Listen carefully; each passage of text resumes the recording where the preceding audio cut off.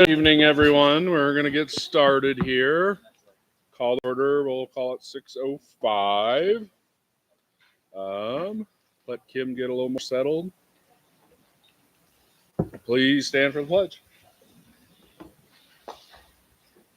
I pledge allegiance to the flag of the United States of America and to the republic which stands one nation under God, indivisible, with liberty and justice for all.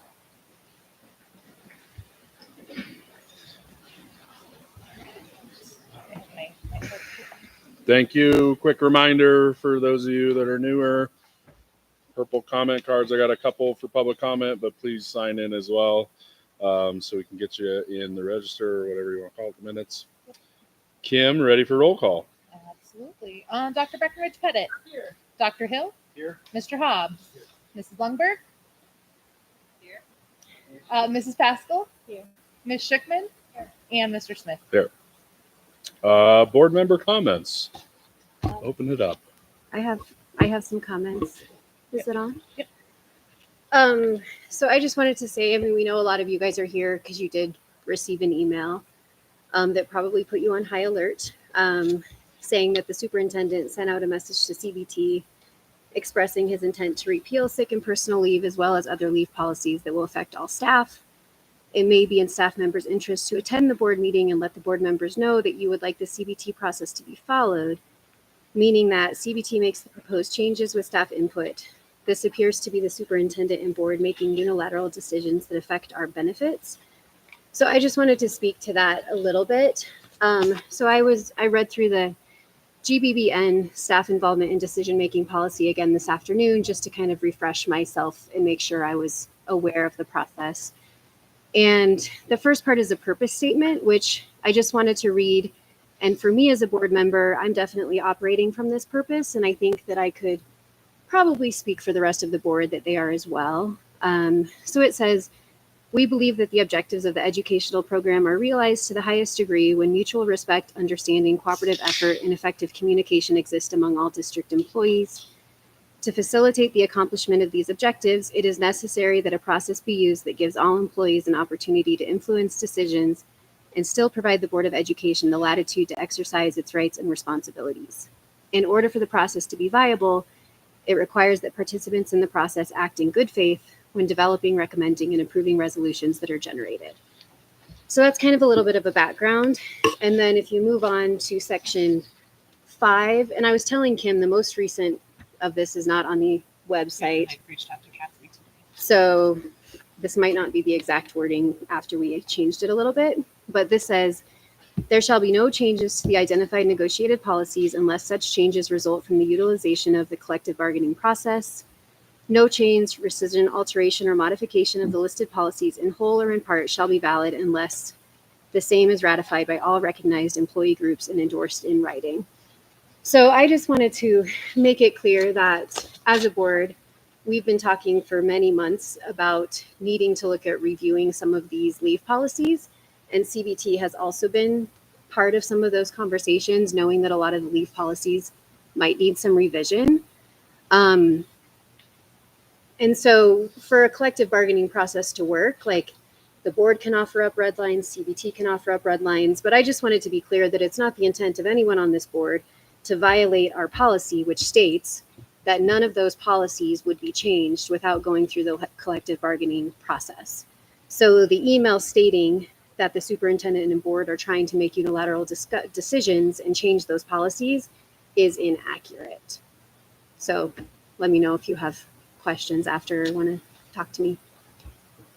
Yeah, I also wanted to address that because the board has directed administration to review all of our policies, which we have been doing all year long, David, with the help of the board.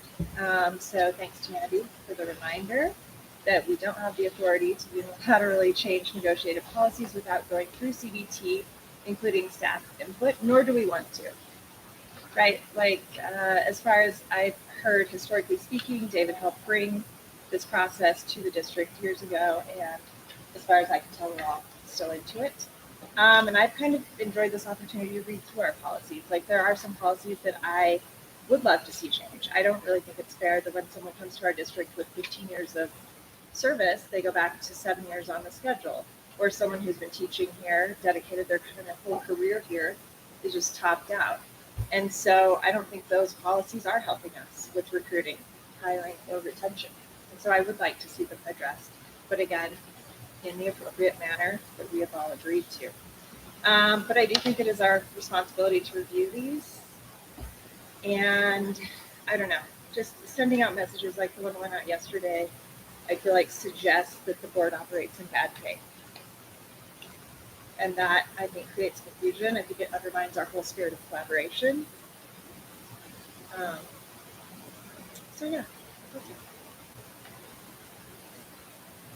So I've been looking at the G policies. Part of what this board has been doing this year is, a couple of these folks have alluded to, is a policy book review. We've been reviewing all the board policies, which frankly I thought was a little bit ambitious to begin with. I still do, but we're getting there. And Jody and I, we've had a couple board members sign up for each policies. Jody and I have volunteered to look at the G policies. And there's 113 policies in the G book. It's about 150 pages long. I spent a good part of my weekend looking at it. There's never been a public discussion that this board is just going to unilaterally change negotiated policies without input from staff, from CBT, and to follow that process, which is valuable. I mean, they're your benefits. Certainly sending out an email that we're just going to call a meeting and revoke those benefits without any sort of notice or input. I mean, it's just wrong. It's unfortunate that it sort of went out the way it did. And I hope it can get corrected, because I think there was a lot of misinformation in that email, and sort of there was certainly the intonation that the board and the superintendent were acting in bad faith, which is just not true, and it's hurtful to be accused of being acting in bad faith when you spent 8 hours of your weekend looking at policies on behalf of the district.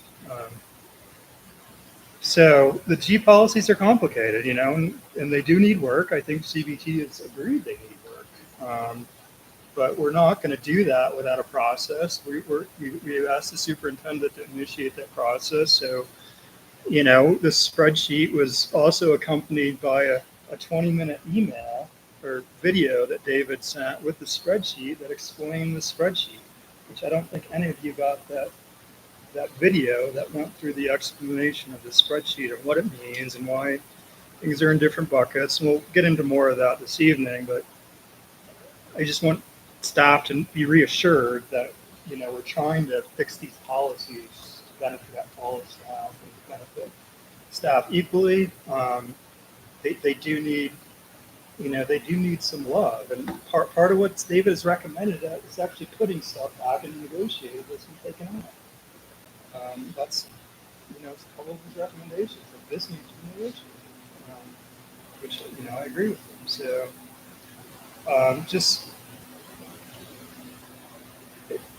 I don't expect these negotiations to always be smooth or easy, but hopefully we can come at it from the perspective that we're all acting in good faith with each other.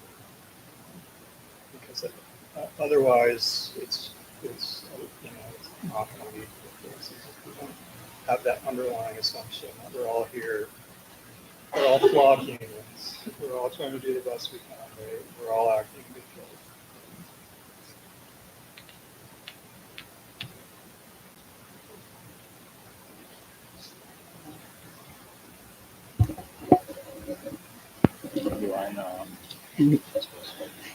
I am going to spend my board member comments telling a very mundane, boring, and detailed story. My audience is faculty and staff. Thank you guys for coming in person. You work long days and you're spending your evening here. So thank you for that. but I'm also talking to the union leadership, and the collective bargaining team. What are my goals for this story? Is one, I want to interrupt maybe some assumptions that faculty and staff have for David and the administrative team and for the school board. Two, I want to counter the really disturbing and disappointing first paragraph of the union email that stated untruths. And then finally, and most importantly, my goal is to mitigate your stress and worry as faculty and staff, the entire organization, by telling this story. So this story started 1 year ago, right? It was a year ago. And we said we needed to address policy. We brought CMC, derivations of our board, for sure. We brought CMC in. We had in-person during COVID. We replaced principals in all of our buildings. We changed high school graduations. These are very public things. But underneath those public things are responsibilities that we have as a board that aren't that interesting, but are very important. This year, last year, we decided to focus on facilities and policy. Does that mean that we're ignoring finances and curriculum? No, but we have to focus and clean them up. So we started a year ago, and we said let's work with CBT, and we had our policies in buckets, and we said these are fine for how we negotiate. These need to be improved. What do you think? And we went back and forth via a memorandum of understanding.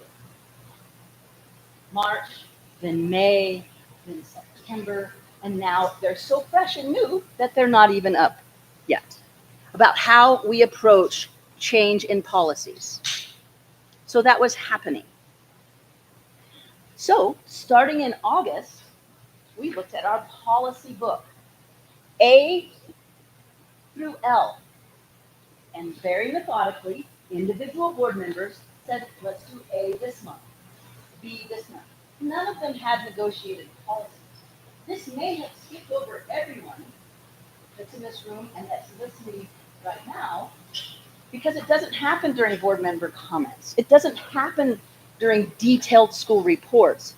It happens in the consent agenda, it happens in action items, and it happens during discussion, often late into the night.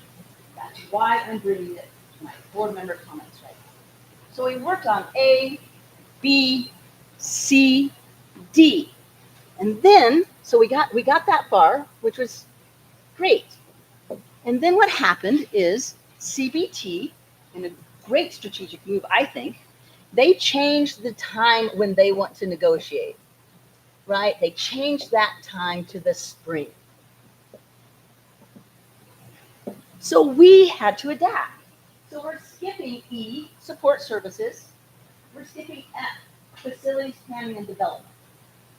We're not ignoring them, we're just skipping them, and we're going, and E, support services, excuse me, and we're going and down to G, personnel. And why are we skipping? Because G, personnel, is where most of the negotiated policy is. And then we went to last month. My board member comments were directly saying, we're going to work our tails off to get these policies prioritized and organized and the changes that we want to give to CBT, but we may not make it. We're going to make it so that come Friday, today is Tuesday, so then Friday, CBT is going to work and they're going to see 4 buckets, right? You guys, I think, might know about the 4 buckets. Here's the first one. The first bucket worked on by David, our attorney, Will, Nancy Jones, Matt and me, Aaron, Sheila. These are the ones that we just need to review. We read them, nothing has changed. So we're just going to add that updated date at the bottom and approve them this evening. This yellow highlight indicates to me we don't have capacity, but we want to improve this policy. Look for it next year. CBT, look for it next year. The second bucket is there are some updates. None of these are negotiated policies. There are some changes and some updates, whether they be legal or otherwise.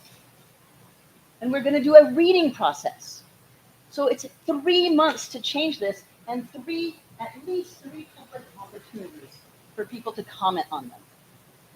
It's not thrilling, it's mundane, but that's how we work with policy governance. I'm going to skip bucket 3 because it's the big one, and I'm going to go to bucket 4. These are the ones that we're not changing. We're not recommending changing. There are negotiated policies in here. We're not changing right now. Either they're good enough, we're not legally liable, or we don't have the capacity. These 4 highlights, that's 4 more that you will see CBT next year. That's how we're able to prioritize what we want to do. So here are our buckets. And then let's go back to number 3. This is the hard one. Bucket 3 focuses exclusively on negotiated policy. And what we're trying to do, why are we doing this in the first place, is to address a lot of things. We haven't done it for a while, so there's legal vulnerabilities. Sometimes there are policies that are orthogonal to each other. Bless your heart, Nancy Jones, for trying to deal with those policies and help somebody who's retiring out, for example. Why are we addressing this? Because we live in a state that is 50th in the nation, 50th for our relative wealth and our per pupil funding. We live in a state, we are 50th in the nation for the cost of living compared to our base salary for teachers. So we need to improve recruiting, retention, and recognition for our educational elders. I don't want to talk about the specific policies in here, but there are viable administratively, meaning we're applying the same consistent ideas to our staff each year. They're financially viable, meaning that we don't have to cut 10 people just to pay the benefits for the remaining folks. And we feel that they're going to be more equitable. Those discussions are going to be happening at the collective bargaining team. But here's what you need to remember, is that it's board driven. This is not some nefarious plan from our superintendent, right? It's to have better benefits that go beyond what's required by law, like we have now. And it's what's applied in a more equitable way and to help retain, recruit, and recognize. Thank you.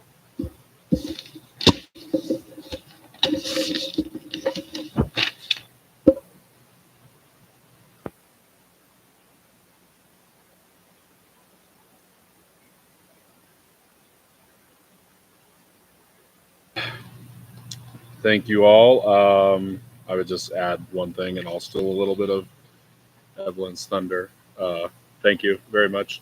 The staff appreciation committee that consists of Evelyn providing dinner for all of us and those that wanted to. As you can see, we still have plenty extra. So thank you, Evelyn. Appreciate that. Sorry we bailed out on you a month ago. And for those of you that I'm sure all are invited to Love the Bus luncheon tomorrow at 11. All right. So thank you all for those comments. Obviously, that's kind of our main discussion point later tonight, and a lot of things in there. So moving on. Written messages, I don't remember seeing any. Nothing in there. Public comments, I have 2 of them. Not sure the best way to do it with microphones. There's one at the table over there. Okay, there's one there. Renee Frazee.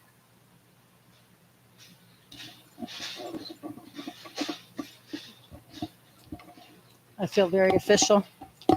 I don't know if this is helping. Can you hear me? Okay. It's for the folks at home. Yeah. Oh. Yeah.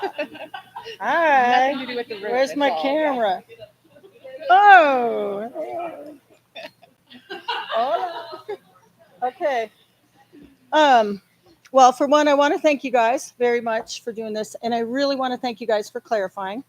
Part of the reason why I'm up here to comment is because of that email and trying to understand what was going on. Um, I I want to paint a different picture, like from my experience, for example, working in Leadville. We had board members come into our classroom. They talked to us personally. I know that there's, for some reason, been a divide. And I've talked to some of you guys that don't want that divide. But there was also a vision. They weren't just talking about policies, they were talking about missions. They were talking about what they wanted to do for their students. So, my story to you, Jody, would be I walk into my classroom and I'm seeing math teachers fall off, not finishing their contract. I'm seeing science teachers fall off, not finishing their contract. I'm seeing a mass exodus.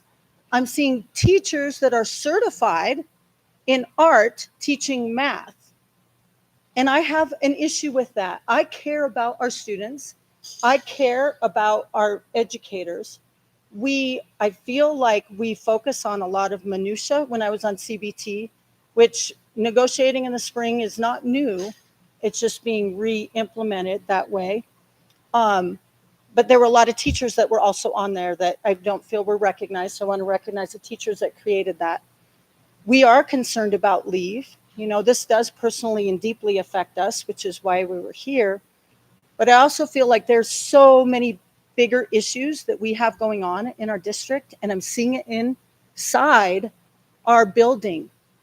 And I don't mean to be offensive to anybody who likes cordial cherries, okay? They look really good on the outside. And I feel like we're focusing on, for example, a building that might cost $2.9 million for 40 students for HEA, but the inside of our buildings are falling apart.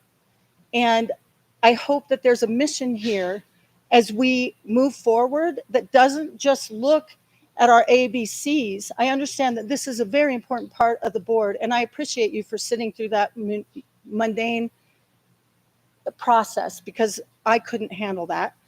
But we do need to move beyond that and move into what is really going on. We are a hard to staff district. And I am sure you can ask any administrator in this room if it's easy to staff our schools. And it isn't. And it makes me sad. Every single time I get one of those, I'm not coming back, I'm so sorry. I'm moving into a better situation where I'm getting the respect of getting paid the money that I need for the rest of my life because it's part of my retirement. I get sad. I get sad that we can't make it. I get sad that I have to work 3 jobs in order to live in this town. And I can't even come to the presentations that you guys have given because I don't have time. And that's what I want to say. But I do want to appreciate the clarity on the leave because that is why I came in here. But I do think that if we're focusing on little things like this, the magic trick is like we're going over here, one hand is doing this, so we all get riled up, and one hand's over here. We're having a hard time with trust. We have a really hard time with trust. And I apologize. I don't want to offend anybody. So trying to be transparent. So that's what I have to say. Sorry. I don't want anybody to see me for too long on YouTube. Who's next? Thank you. Evelyn? I mean, not really. 3 minutes. You have 3 minutes to make a comment. I won't say a whole lot. So I want to say a couple of things. I understand where the board's coming. As most of you guys know, I'm a trustee for Poncha Springs, so I know what these guys are going through. And I also have been on the other fence. I know where you guys are coming from too. It is hard to live in this town. I have been in this school district for 25 years and yet to buy a house in this town. Okay. I've not bought a house in this town. So I know it's hard. And I see the emails where we start losing our staff, and I know it's hard to get good teachers. I know it's hard to get good staff. But you can't sit there and expect a town. So now I'm coming out with the trustee. You can't expect a town to come up with housing and help with the school district when there's no money coming in. Okay. We're building all these homes. I mean, every day I get emails from realtors. Do you have a bus that goes here? Do you have a bus that goes here? We have all these people coming in and buying all these townhomes and buying all this property. And they're buying all this stuff up, but they live somewhere else. And it makes our property go up. So I understand what you guys are going through, policies, and I understand you guys with the aspects of trying to find teachers and hard to live in this town. It is. I work 3 jobs too. I'm a manager. I work 3 jobs. I work 4 jobs actually. But I can't see a fault on either side. But I do see a fault with CBT. I went to one of your meetings and I've yet to get an answer to any of those questions I asked. My bus drivers, they still say nobody talks to them. Nobody's heard their complaints. Now they're sitting down here going, Evelyn, we still haven't heard anything. But I went to one of your meetings and I voiced my opinion and yet to get an answer. So I have no compassion for CBT right now. I don't have any. I'm sorry. I know you guys work hard. I know you guys are doing what you have to do, but I have no compassion for that because I still haven't got an answer for any of my questions. None of it. You allowed me to talk, but I got no answers. I've gone to the board and David, and I've asked them questions. I get answers. At least I get some kind of answer. And that's all I can ask for. But I have nothing. And my drivers still do feel they do not get representative by CBT at all. You guys have no, all the CBT is in all the high school, correct? Maybe a couple here and there. They still don't feel like they get representative. That's what I want to say. I'm done. Thank you, Evelyn. Timer's up. Well, you just spent your 3 minutes. You gotta bring more food. She has another. What did she have left? 22 seconds.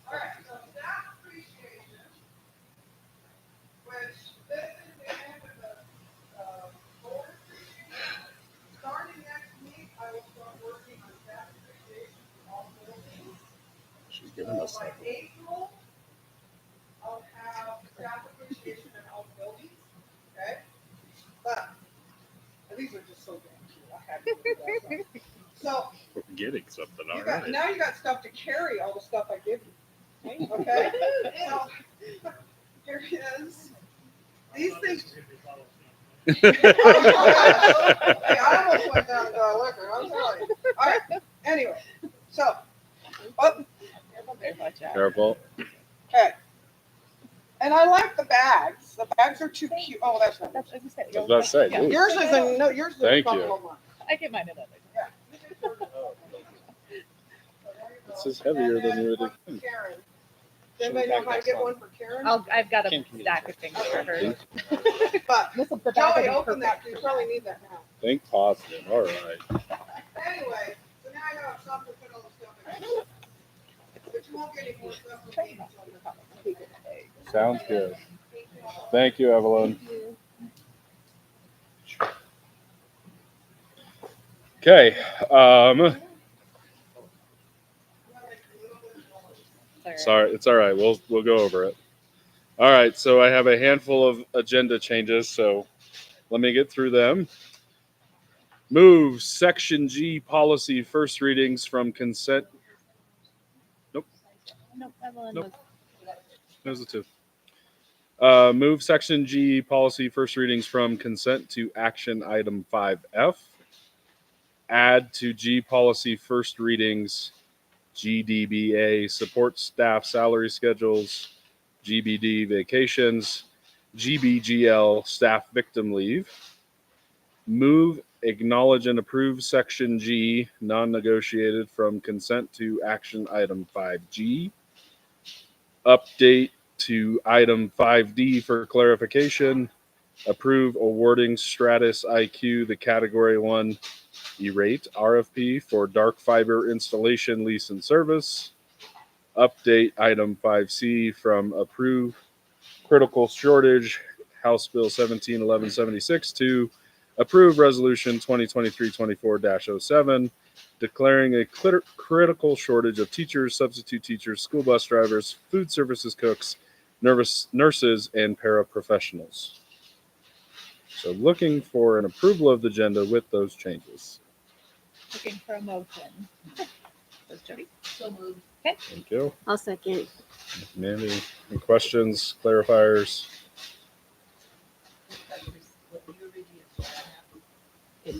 Should be. Should yes. be what you have in front of you. Yes.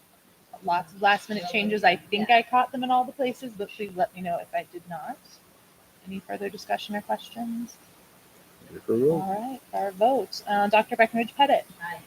Dr. Hill. Aye. Mr. Hobbs. Aye. Ms. Lungberg. I know she's there. Mrs. Lungberg. You're muted. We can't hear you. We'll just skip her for the moment. We'll get that sorted out. Mrs. Pascal. Aye. Ms. Strickman. Aye. And Mr. Smith. Aye. Oh, I know we got heard an it. aye There from we Karen go. there. Thanks, Karen. We gotcha. All right. You're good. We're just Is that approving better? the agenda. You're good, Karen. We're good. You're good. All Reports. Jumping into reports. We do not have any guest reports tonight, but we do have our SMS detailed report. Michelle Saab, the floor is yours. Welcome back. Hopefully you got your kids taken care of and get in and out, take them some dinner. Here we go. Baby. Yeah. Yeah, should be fine. You guys introduced foods early. Well, thanks, everybody. Do I have to carry this thing? I'm here to just go over some things that are happening at Salida Middle School, give a general overview. Really want to focus on our incredible staff, our wonderful teachers, our great kids, and then I talk about some of the realities of what is happening, highlighting some really great things, particularly in the classroom with our culture, and then some challenges that we had this year. So welcome. This is a general overview of who we are. We have 312 students this year. We are 5th through 8th grade. We have math, science, and social studies, language arts per grade level. Our specials are art, music, PE, health, technology, and then we have halftime Spanish. We have a dean, counselor, behavior specialist this year in our office, 4 SPED teachers and 4 para educators, and then we have enrichment and intervention and crew, which is our homeroom daily, which is something we made a major priority this year. It is. Yeah, we lost some numbers to Montessori this year, and in general, last year I think we were 325. Now it fluctuates too. Just this week we got 5 new students, so I don't even know if that's the correct number at this time. It comes and it goes right now. But great question. Thank you. And feel free to stop me at any time. These are our current numbers in Infinite Campus in each grade level. Those also can fluctuate. You can see we have a pretty big 7th grade. And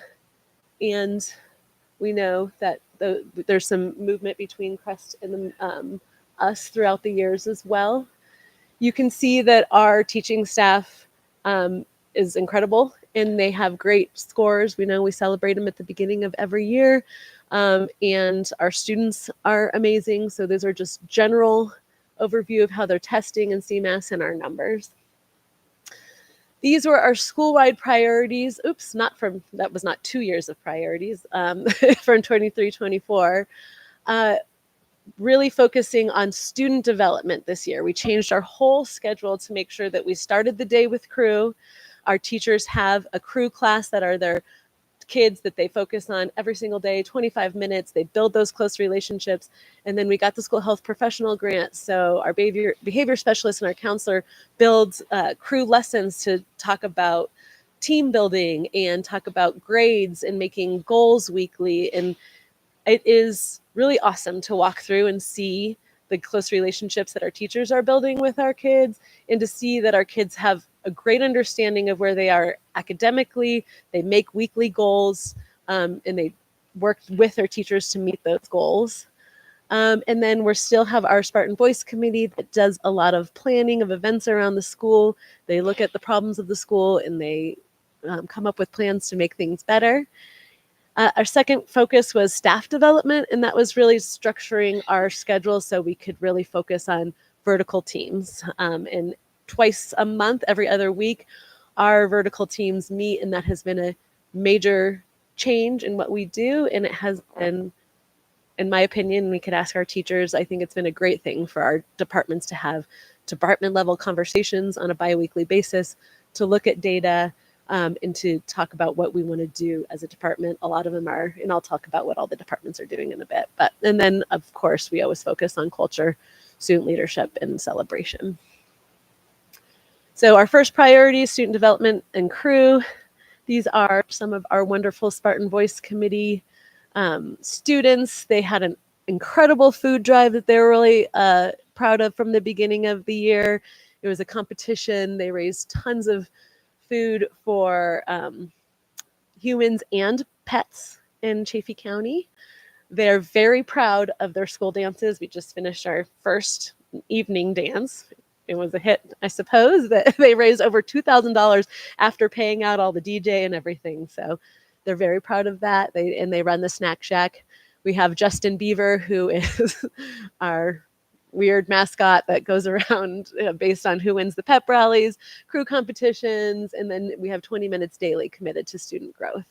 And that is, we have to remember that's also an extra plan for our teachers. And so that is a commitment, school-wide commitment to really focusing on culture and understanding our kids.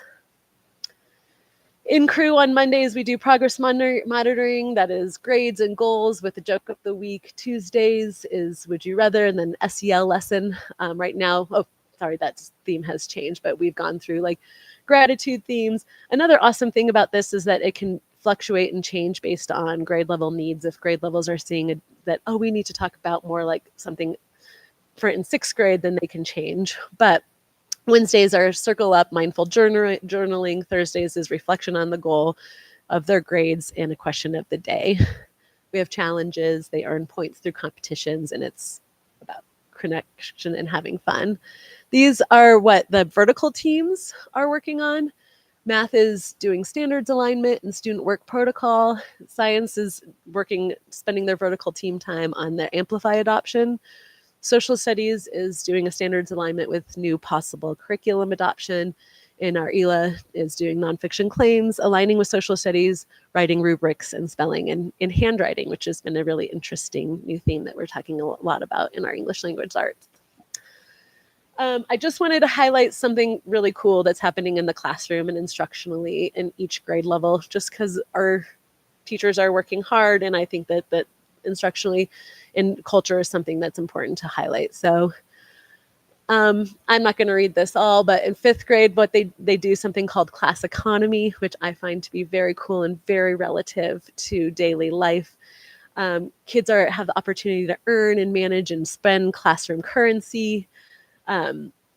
This is, they have jobs in the classroom. No, that's okay. I think that the board has already seen this. And so if each student pays rent for their desk a month and they get to buy certain privileges, they also have opportunities to, and they have a Wi-Fi bill as well, but it's really learning in the fifth grade about economy, about having a job, about earning money, saving money, things like that. So the next slide is an example of the jobs that they could have. You could be an attendance aide.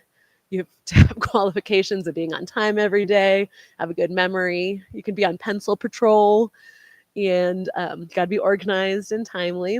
And then the next thing is really cool. This is how you make your money and the fines that you have to pay.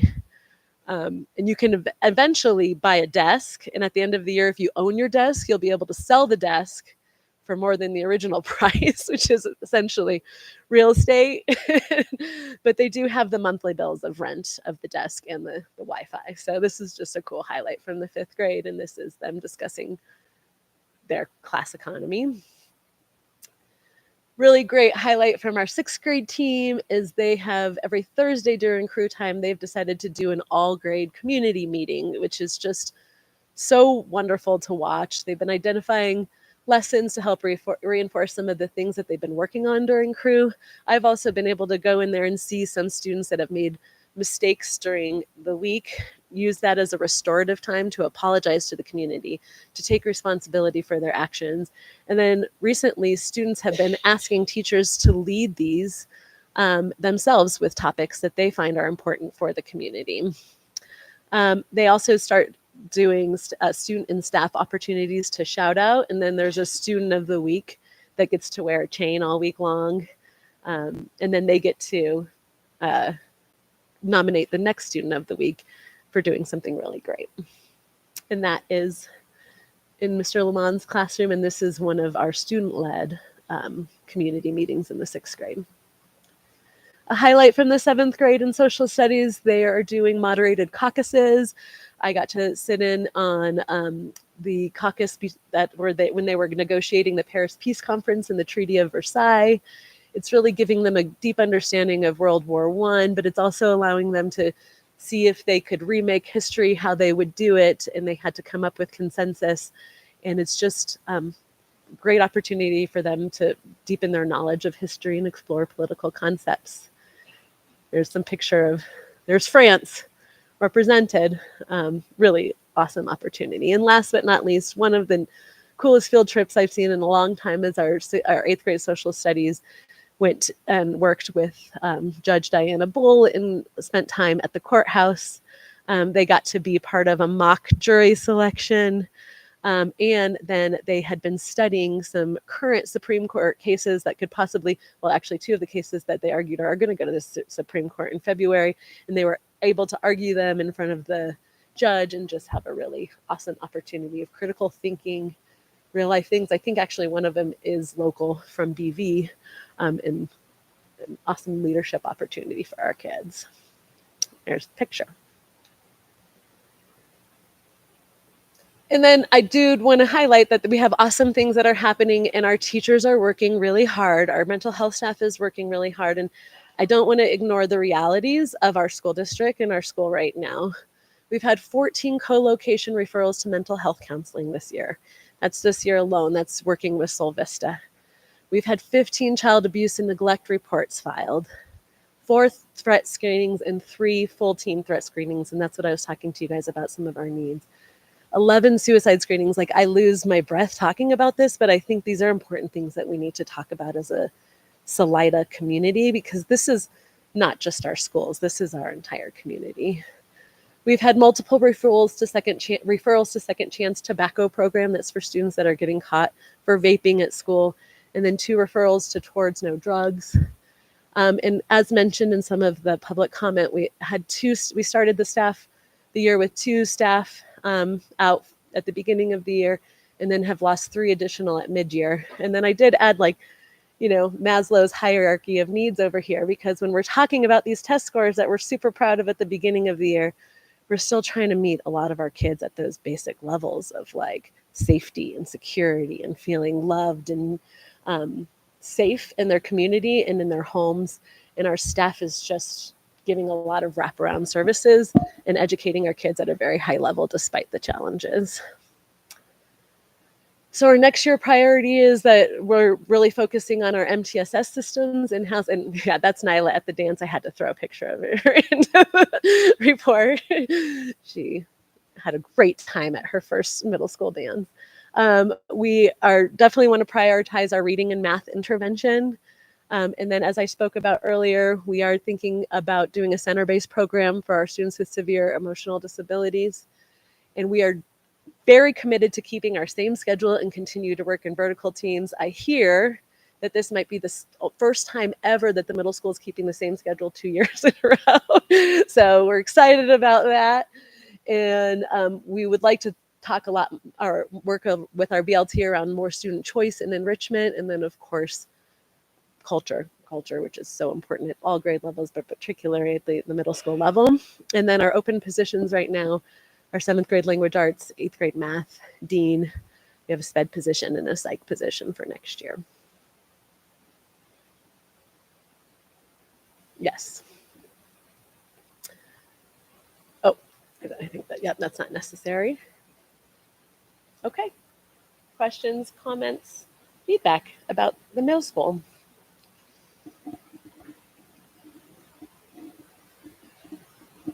I have one comment and one question. So the comment is, I really appreciate you sharing with us down to the individual students the challenges, emotional challenges, suicide, the abuse, etc. Thank you for reminding us of that. Thank you for dealing with that, loving your students. And then my second question is, when you have your departmental meetings, I understand everything up there except what do specials faculty do? Do they combine as a specials faculty, or do they go to those four main departments? That's a great question. Yeah. So the specials team only has, they have a specials PLC once a month, but they don't have the opportunity to combine because they have the students while our teachers have the vertical teams. Yeah. Okay. And they do have a PLC at the beginning of the day and a plan at the beginning of the day, but then they go for the rest of the day. So we want to really prioritize that they have their planning time. Okay. Thank you. I have a question. Yeah. Do you get the sense that cell phone use by students is problematic in the school? Yes. I don't think it's I don't think it's any more problematic at our school than it is in any other school. And I could, have some teachers here that could answer better than I do.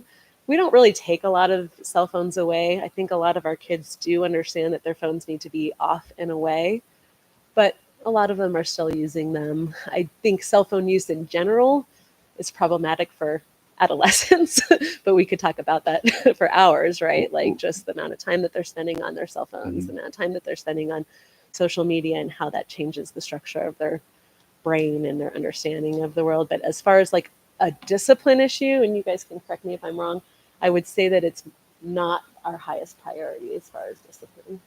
Well, I wasn't implying maybe like a rule breaking, but just is there anything that people would like to do to change the culture of cell phone use at the school? It just seems like it's a problem everywhere, and here we are here. We can't affect other schools, but can we affect this school? We did some cool stuff during our like mindfulness challenge in December, where a group of kids or a class would agree to all put their cell phones like in a bucket at the beginning of the day and like take it from at the end of the day. So I do think that we would be open to discussing some really interesting things with cell phone usage, because I do think it is a huge distraction for myself included, right? Like if I think about where's my phone, it's always really close to me. And so I do think we also know like our students are contacting parents in the middle of the day. We often get a lot of parents that pick up kids and we're like, we didn't call you. And they're like, oh, my kid texted me. And I know that's a priority for parents. So it's also a safety issue. It's a really hard thing that we need to navigate of what is appropriate, because it's not, I think our parents would be really frustrated if we made them put it in their locker, which would be a wonderful thing to do. Put your cell phone in your locker. But with the state of schools and safety, I hear from parents, they want their kids to have their cell phone on them. I want to be able to get hold of them. So it's this really tough time that we're navigating with technology. Right. Mm-hmm. Well, if any of the teachers have any bright ideas, I'd be happy to talk about them. Thank you. Not at the moment, but sometime. Appreciate that. I was just going to ask a little about staffing, and I know probably some of it's HR stuff and personal reasons, but what do you think, and Renee referred to it too, like as a board, obviously pay is always an issue. So if we take that off the table right now, what do you feel are the biggest challenges with staffing for you, why you're losing people mid-year? What, if there's anything we can collectively do to help that? I think there's obviously the cost of living is a challenge. I think finding teachers, two of our folks that left mid-year were new teachers to the district. And so I think recruitment and then staying here is difficult. We do have teachers that are not certified to teach what they're teaching, and then they get into the classroom and it is hard. Teaching is hard. We are hard to staff. So I do think that is part of it. I do think that cost of living is also another concern. And then there are just like the regular life things. taking care of sick family members. I mean, those are things that are just going to keep on coming up because a lot of our staff that have been here for a while are all hitting that age where parents are aging. I would love for teachers to chime in too, but those would be the big ones in my opinion. And honestly, kids are hard right now. Like the mental health challenges, middle school is hard, but like there are so many times right now that I've been doing this for 19, 20 years and I don't know how to solve some problems that are coming my way because of cell phones, because of technology. Students are thinking differently, they're approaching life differently, and then need to adapt to the way that they're thinking. That's why I love that English language arts is talking about going back to handwriting. We're talking about less technology in some of the classes. Like maybe the pendulum is swinging in a direction that we need to get back to the basics. But like, I'm sure, because you're all parents of kids at the middle school, you hear that we're having like vaping challenges all the time. I had to have a conversation with I didn't go to principal school to know how to learn to deal with the vaping crisis of our adolescents right now. And so we're constantly being thrown things that we might not necessarily have the tools to know how to navigate.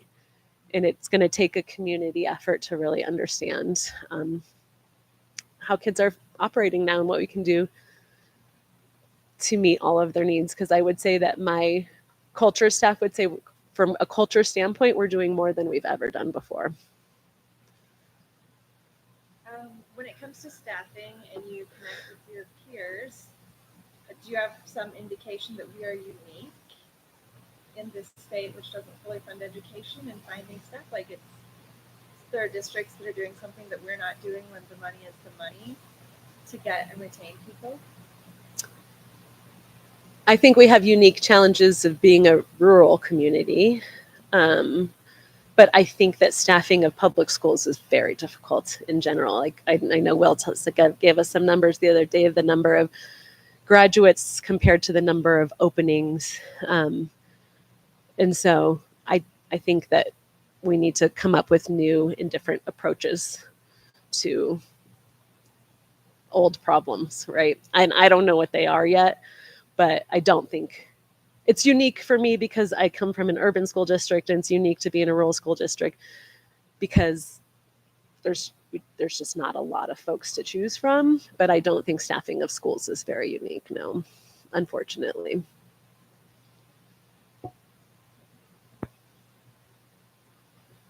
You had this. I know this. I think I know the answer to this, but we changed the graduation guidelines, and there's kind of that matriculation where some of it will start in the middle school. Do we see like a timeline for when that would kind of maybe start happening in whether it's scheduling or curriculum or anything like that? I would very honestly say it's not on my radar. I think it probably will come down to Jesse and I working together and working through that. It's a great question, and it's good to put it on my radar. I mean, I know there's probably 5 to 15 kids that are probably ready to kind of start that journey, and then the rest of them are. But yeah, I know that was kind of the we do trickle have down piece. I think like 8 kids that are taking algebra at the high school now. It's a nice time to mention Spanish, of course, because that is part of the high school graduation requirements to get to college. And since we only have a half-time Spanish teacher, we're not sending as many students with the Spanish 1 as we possibly could, which is causing an issue at the high school. And so that would be as we said, you guys know, it's a priority to be able to give as many kids Spanish 1 and 2 at the middle school level so they can, Spanish 7th grade and 8th grade so they could test out a Spanish 1 and go to Spanish 2 at the high school. Karen, I don't want to forget about you. You have anything for Michelle in the middle school?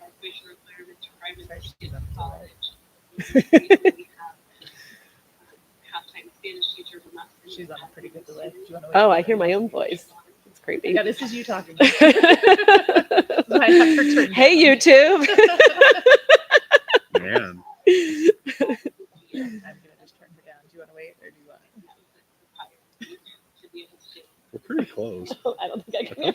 I thought we had like a good. Longer delay than I realized. Let's turn this.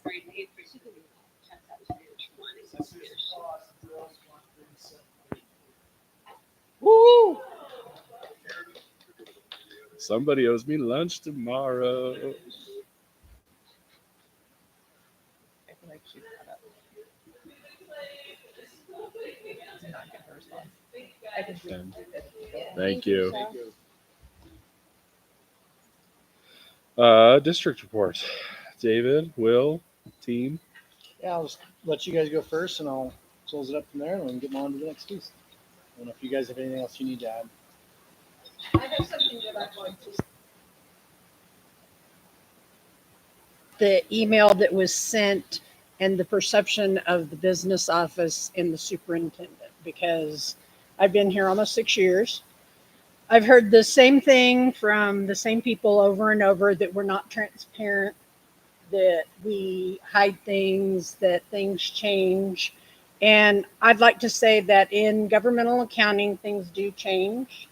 The budget changes all the way from when we get the original governor's budget through the end when we close our year in June. The school district is a business. We have to balance our revenues and our expenditures. And since I came into this district, David Blackburn, one of the first things he said to me was, we need to make sure we get more money in our staff's pocket. And that's a wonderful thought. But CDE is the one that says what our total programming is. Unless we get more kids, we don't get more money. So we have worked hard to come up with solutions to get more money in staff's pockets. Whenever the board is looking at policies, that's not something little. That's something liability-wise, and it's big. And a lot of these leave policies affect the finances of the district. So we're at a point now we can't have both. We've got to either look at more money for salaries, or we've got to change the leave plans. I am one of the most honest and transparent people that you're going to meet. I have told anybody in the district, if they wanted to come sit down and talk to me, I would be glad to go through it. I've spent many hours with CBT trying to explain the process to them, and I've had so many darts thrown at me, and now darts thrown at the board. And I just think it's really sad. And if your leadership isn't leading well for you, maybe you should look at getting new leaders.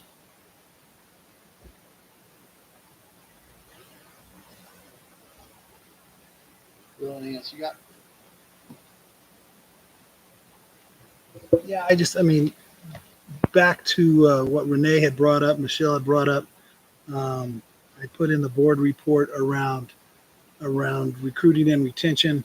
I think the number Michelle was referring to is there'll be roughly 5 million jobs, teaching jobs open this year, and 1 million graduates out of college. UNC is putting out about 30 to 40% fewer graduates this year than they have in previous years. So this is a national issue. Earlier, we talked a little bit about, someone brought up a critical shortage. It has become such an issue that para now is no longer making that determination for school districts. School districts are making that determination for themselves if they're rural. So it is real. On the positive side of that, though, I think there's some options and opportunities out there, some with CMC and some of their teacher apprenticeships programs, some alternative licensure things that we're working with. I worked hard today. We've got things posted on both the Rural Alliance website as well as CASE. Things will be going on CDE, so they're more statewide. It's actually not a Rural Alliance, it's Rural Collaborative. That we can post jobs there. So the jobs are getting posted. Everybody, I think, brought up good points. People are leaving for a variety of reasons. Sometimes it's just too damn hard. But there's a lot of people that have left because life has happened, things have happened. So I don't always think it's fair to be hypercritical because folks change. People like myself, that this will be my 33rd year in public education. Those types of people are either fools And I don't need any comments from anybody over here. But those people don't exist anymore. That isn't what people do. They do things for a period of time and then they change. And I think we need to be flexible enough in our hiring practices to be able to address it. And it is hard. It is hard in rural Colorado, and it's hard in rural Colorado, this expensive Colorado. That's the difference that we have. So, I'm all about anybody having ideas and options, and we've just wanted to reinforce to you all, we're looking at a lot of different things to find quality folks, to keep quality kids in front of our quality teachers in front of our kids in the buildings. I have a question on staffing. Yep. Not the most appropriate timing, but Michelle's still here. Our little dean of students, Tosa. Mhm.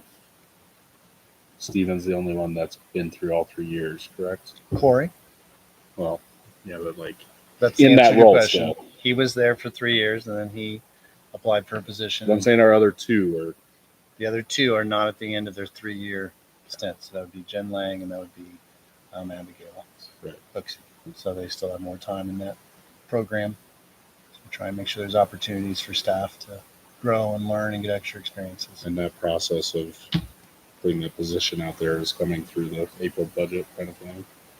Is the thought process. Meaning continuing to have a leadership program that includes having a DNAPS. It's built into the budget. There's no changes right now that are being considered. So Just don't remember how we did that however many years ago. So that was the answer. And so it's posted right now and see if there's anybody else interested. And sometimes people need to change. We want to make sure that they can change inside of our district so they don't feel stuck and don't have to leave to get some of that leadership experience. So that's what that's there for. Well, and I think specifically, like just since we're on the topic of the deans, like I noticed in Corey's report that he specifically called out that the behavior management is a lot better with the dean.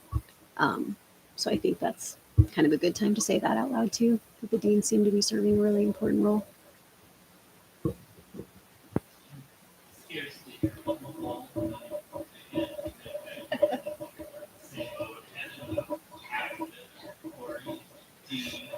Oh, I was Just give a thumbs up and nod. Actually 2 3/4. No, I was just saying we were kind of talking about the dean and how the dean position at the middle school is at the end of their 3 years. And I was just sort of highlighting that you had mentioned in your report that the dean is a very important role for you and very helpful for behavior management. So I just want to say that out loud, that you want your dean. Michelle wants her dean.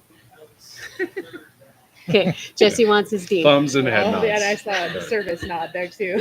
There's no plan to change anything. No, that's fine. That's that process of hosting and everything else, making sure we're on that. So. David, I just to add really quick to my financial report. A lot of other things said, but I think for the financial report, we did have a meeting today with CEBT. I'm sorry. And this isn't in the board report, hasn't been communicated to anyone because it was at 1:30 today. It looks like we are looking at an increase at 17%. So total cost would be about $220,000 next year to cover benefits at the same rate we are currently covering them. We'll be talking to, I'm sure we'll be talking to CPT about that at the Friday session. And then also there's an insurance committee meeting next Tuesday night at 4:30, where we'll be looking at that, as well as they came with some other options of different insurance plans and things like that to go on with it. So that's just kind of a very preliminary number that we're starting to look at and starting to figure out what options might be going forward. We were estimating 15%. They originally said between 15 and 17. Yeah. So it's, I mean, it basically just for context, you go off your usage. Our usage was 133% of what we paid into the trust. And so at the end of the year, they take the entire trust, they look at how much the entire trust has to raise up their rates, and then they put you in a bracket based upon your usage. Because we were at 133%, we're at the highest bracket, which is a 17% increase. For context, that puts us at the top 3% of all usage within the entire CEBT trust. That fluctuates dramatically. The thing that I'm kind of excited about that is we had some big ticket items that we really got to, the benefits really supported some people in need this year that was really valuable. So I think that's a key piece of it. It's how the trust works. So we can go into more detail in further reports and in conversations, but just wanted to kind of throw that preliminary number out there as well. Okay, I'll just jump in. One of the things we sent out an annual report, and some people did give us some feedback, some other ways that maybe one or two sentences would have been said better. There's something under page 4 under prioritizing the people who make us great. In the last sentence of the first paragraph, probably would have been better to say, in addition, the district pays a 21% match to para for all employee salaries. Also on page 11, there was a paragraph looking at taxes and trying to help the community understand that just because your property taxes went up doesn't mean our revenues went up. That disconnection there, but I think probably a better way would to talk about that all of our local property taxes stay local, and then the state and sales and income tax are reduced because they're backfilling less. So just some tweaks there. I think we could have said those things better. So that was brought to my attention. I want to make sure I mentioned that. I had a great time at the Capitol. I know we also had some people in the back of the house who went to the Capitol. Just trying to make those connections and advocacy with our legislators, make sure they understand, we can only do so much inside of our system. We need them to change the major systems, particularly around public funding. I was able to connect with 2 of our senators in the education committee, working on some different bills. So I'm excited about that. I was also able to make some connections around some other things. One of the big things that I'm starting to get some traction with and hopeful to maybe write a bill next year with one senator is to list all the things that we do that is being asked of us to regulate, that is basically bureaucracy that doesn't do a dang thing for our kids. And I'd like to make a list of that and get them off the books, because why are we spending our dollars on bureaucracy? Let's spend it on kids, the people as close to the kids as we can. So working with the senators on things like that. I know other people are as well working on stuff. So Jen, I know I've been trying to keep her up to date on things going. I think she can talk later, but the Rural Alliance is helping us stay pretty up to speed on things going there. But that was a good trip, and it was good to be back out of the pandemic and back doing my job of advocacy there. So that felt good. We have had some significant security events, and so it was nice. We were having our monthly security meeting. What that is we have Chief Fire, we have Officer Tucker, we have our facilities, we have PIO with Kim, and Will and myself. And we sit down every single month and say, what are the issues, trying to make sure communication's good. And it was nice to have the city fire and the city police say, this is the best it's ever been in our careers. So it seems like the communication from their perspective is going well. We've had some incidents that are, we have had to respond, and it seems like people are working well. I know Jesse's team's had some good responses, and same with Michelle's team. And so thanks to all those partners, but I'm encouraged to see that that's been a focus for all of us in the community to improve on. So good to get some of that feedback. I wanted to make sure also there was some conversation. So I did want to just make sure we brought up some just CBT minutes, since there's been a conversation for the first part of this meeting. I know in the October minutes, first off, it's really helpful. We made a change in CBT to stop kind of giving a generic comment message and trying to get more details. The team decided that, and it was super helpful. For this instance, I was like, okay, what did we say? And it was there, and it was very nice to have those more detailed minutes. So some staff had asked for that. We made that change, and I'm already finding that a beneficial change. And there's a lot in those things, but in the October meetings, everyone agrees the leave policy as a whole need to be revisited and updated. We got to the November meeting. There's a lot in there. We spent a lot of time and energy on that. And it says, after this review is necessary to update the identified policies for greater clarity, for manageability, accruals. And it says here the leave policies are being recommended for updates and should be revised and redlined by May 1st. So I appreciate Ben and Jody just working with me to try and get me ready for Friday. What did I say? Ben. Matt. Well, Have see, I? you guys switched spots. That's He is a good looking guy. We used to sit. Not my strength. You can clearly see that. Good to have that embarrassing moment on screen. Matt and Jody just joining me to try and help me get ready for Friday so that I can come in and talk intelligently. I appreciate you guys changing to do and get ready for the spring or before on that. I appreciate that change. And I think those are some of the main things, unless people have questions or comments or anything they want in the district in the updates. But I think you've got some good reports this month. And I think we're in a good space. Got the capital wish list thing moving. That feels good to have that. And all those requests from buildings and everybody else. And then we'll start to get all our operational requests starting to come in next month. So is there any questions or anything that need to clarify?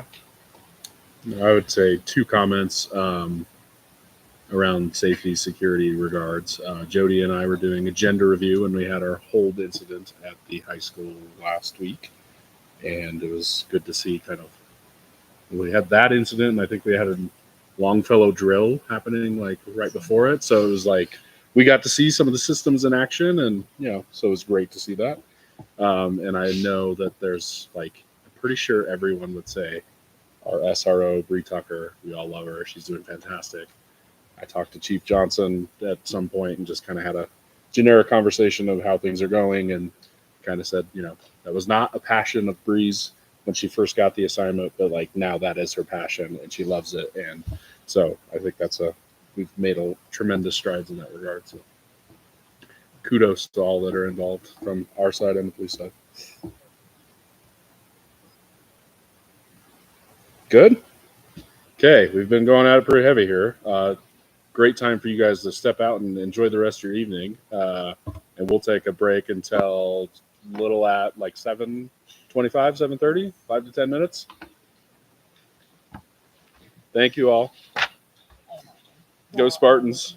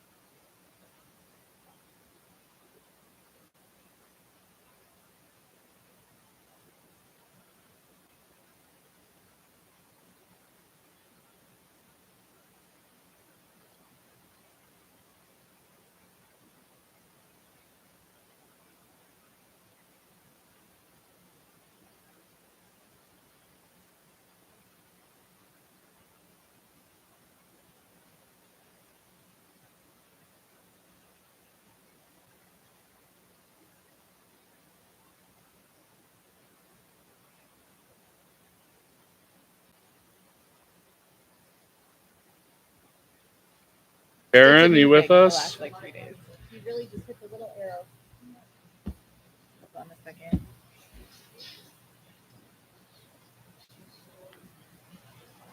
Send her a text. I think I just heard her. Yeah, Oh, we yeah, can- we're I just turning sent you a volumes text. around. So, Yeah. all right. Karen, just so you know, when you're listening to the YouTube, there's a significant delay. So we've been turning you down so we're not listening to ourselves.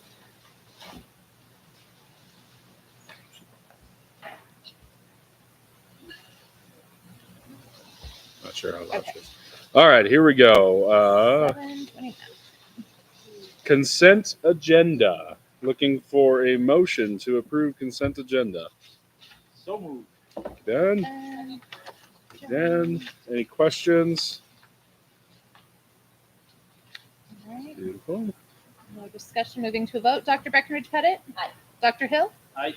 Mr. Hobbs? Aye. Ms. Lundberg? For a second. Keep moving. Ms. Pascal? Aye. Ms. Schickman? Aye. Mr. Smith? Aye. Okay. Okay. Discussion items. Section G policies. Had some talks already. Let's dive into it. I just want to, I got a judge, right? We have a guest here for technology and we have our teachers. I want to get both people out the door early. Are you G first? Just want to confirm with you.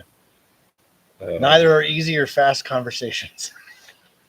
Well, text a lot easier. I'll take that back. No, We have a you're guest gonna- here from our.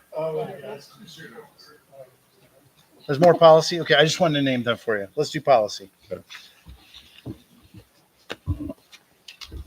I'm going to take my computer because I think it'll help everybody if I get on the screen. Okay. And then the camera can just stare at you this time, Joe.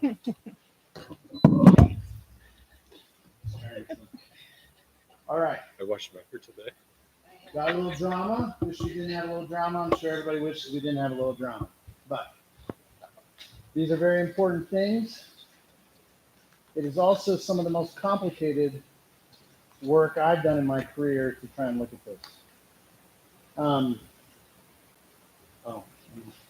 Thank you, I don't, yeah. all right. Okay. Good to hear you. You got me right now, okay, Karen? I'm not on screen. All right. One board member mentioned there's like 113. There's a lot of policies in G. G is where most of your HR policies live, right? How you deal with staff. So it has some of your highest legal liabilities in all different spaces. J is the other book that has a lot of high legal liabilities because that's dealing with minors. That's our kiddos, right? So we will not get to the book J this year. I didn't think we would. We're not. It's not going to happen. So just to make you aware, we'll get through G here. This one is as hard or harder than I thought. And then we'll see what's left on our policy review, and we'll pick those up next year. If we can get this in order, then I can maybe turn my attention back to the other books. They're not nearly as difficult. J is definitely next year. So just from a policy audit, I want to be clear about how this project intent is working out. We moved this one up front, like Jody mentioned. She was pushing hard on me to say, hey, David, you can't meet in spring and negotiate if you aren't ready to have thought through all this stuff. So she was right. I sat down and I thought through this stuff. And reading all the way through it was super helpful. This whole policy audit thing was something I wasn't really excited about when we talked about it in August. And I'm not necessarily excited about it now, but I'm very thankful. Because every time I go through the book, I'm like, oh, wow, this is old. Oh, wow, this isn't in practice the way we think it is. The policy's got to change or our practice has got to change. And there's a lot of pieces and parts. And this one, obviously, is going to be the most complicated because almost all of our negotiated policies are in here. And that requires the extra process and the extra voices and going through that. So, I don't want to bore anyone. So I've shown you guys this before, board members, right?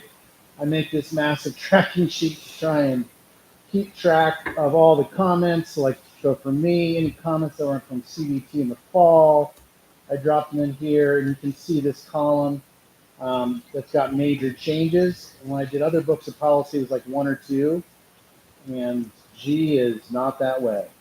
So it is extremely complicated. So once I got done with reading them all, then I was kind of like, oh, I'm starting to see how it all fits together. And I had this. So I'm going to pause. Some of you have your own print offs, but I wanted you to be able to take some notes. And I printed a few extras for you to be one or two people in the crowd. Well, and I feel like it changed maybe. It did. Like I think mine's old. Yep. So pass that around.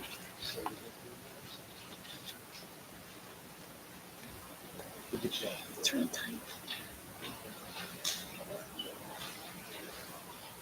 Speaking of. All right. This right here is nothing fancy other than how the heck do you take 113 policies and talk about them intelligently when they're all interrelated? Because my first one, I was able to do with other policy books, this was too complicated and too all over the place and too big. I took another strategy at organizing to say, how can we have this conversation? So that's what this sheet of paper was, and I know I sent everybody kind of that video walkthrough to say, here's how I'm recommending we have the conversation. So this first bucket, some people will call it, I know Matt and Jody, we've been saying the first bucket, they've gone through and checked my work. I don't see anything with these policies. There's a few, like if it's got this little yellow, it means I need to go back with Kim and mess with like somebody missed a word, there's a misspelling, there's nothing there, right? And I checked the lawyer, I can change spellings and don't have to go through one or two readings. And so that's kind of my notation to try and keep myself organized. But there's nothing in here. I think these first 50, they're fine. Just review them, approve them, right? They were in consent, but I pulled them out just because, like you said, Mandy, it changed. Because every time I mess with one, I'm like, oh, wait a minute, this one moved here, and then I have to change it again from when I sent it out to you like last week. So I think there's 50 of this 114 that are fine. And I'm going to pause there and let Matt and Jody say, yeah, I really read through David's. When they say read, I'm surprised you got through it in 8 hours, Matt. I've easily got 30 hours in this project.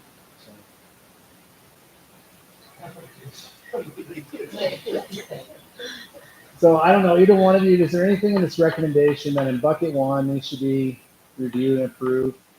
Put a new date on them, we've looked at them, they're good.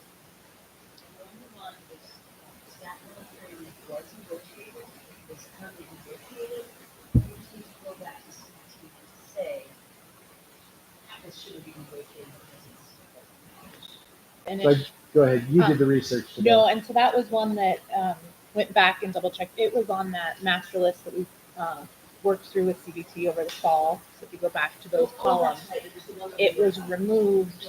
The negotiated piece was removed. Collaborating with CBT, collaborative, and so again, that was on my list today to reach out to CASB to make sure that was updated to reflect that piece. Pieces. It was just a lot of them. It's correct now. So you're aware, when I started this, CASB hadn't updated anything from December vote. And then sometime last week in the middle when I was finalizing, CASB updated their website, which made the changes, which threw up all my spreadsheets wrong. And so thank you, Ken, for very diligent in trying to make sure all the right pieces go in the right place. Can you just clarify why 22 is crossed out? GBGL. It's crossed out, and I can take it off because I moved it over here to bucket 2. It needs a first reading and go through it. Okay. Matt identified some areas he wanted legal to do. Oh, okay. So that's something, or maybe in you, Jody, I'm not sure which one of you, but one of them said, no, David, that one needs to be checked on. So I moved it out of bucket 1 into bucket 2, and that's how I tried to make that number. Yeah, there was 3 words I think were asking for us to file it. So another word on the state law. Right. So he asked for a legal review.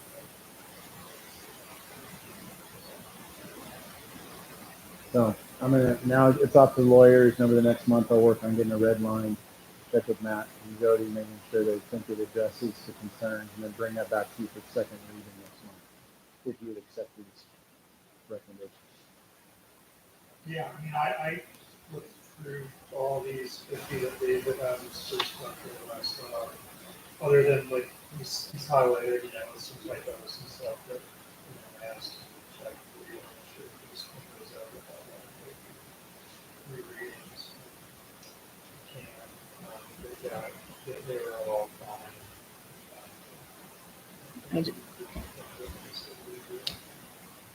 I do have 2 points.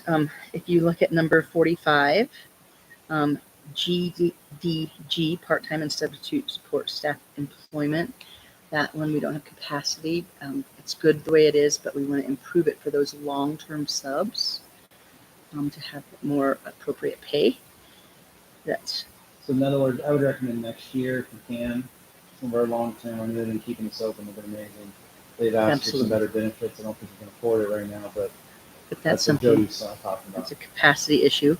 And then if just want to make sure Will on GBAB number 3, that's in that the workplace health and safety protection is confirmed that it's put in this handbook for next academic year. Say that one again, please, Jody. GBAB, workplace health and safety protections. We have it in the margin comments and we're tracking it, everything will, but that was just one thing. We just need to make sure that that's in the handbook. And every other tracking is great.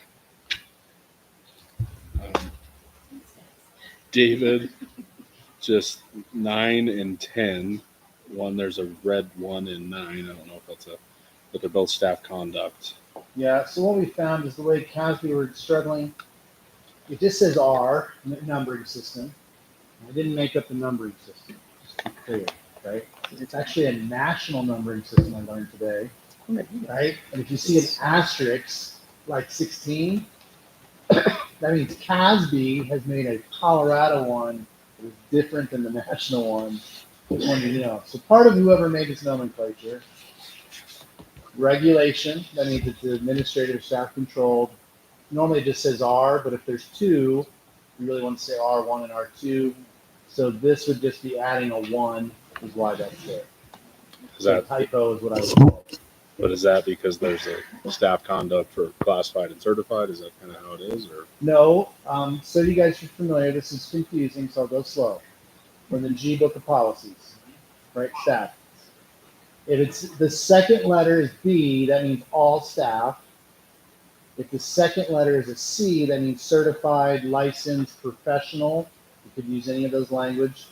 If it has a D as in dog, that's just for hourly, classified, at-will employees. So when it says B, that means all employees, staff conduct is what it's referring to. So it's not about the separation between those two working groups. So why do we have 2? I can go through and pull them up. They both match CASB policies. I don't remember off the top of my head. Do you want me to do that? Well, I mean, if there's that, there's staff health. Well, I think staff health is a policy and a regulation, but. Correct. If you'd like me to pull it up, it won't take me but a second. Let's- I can, but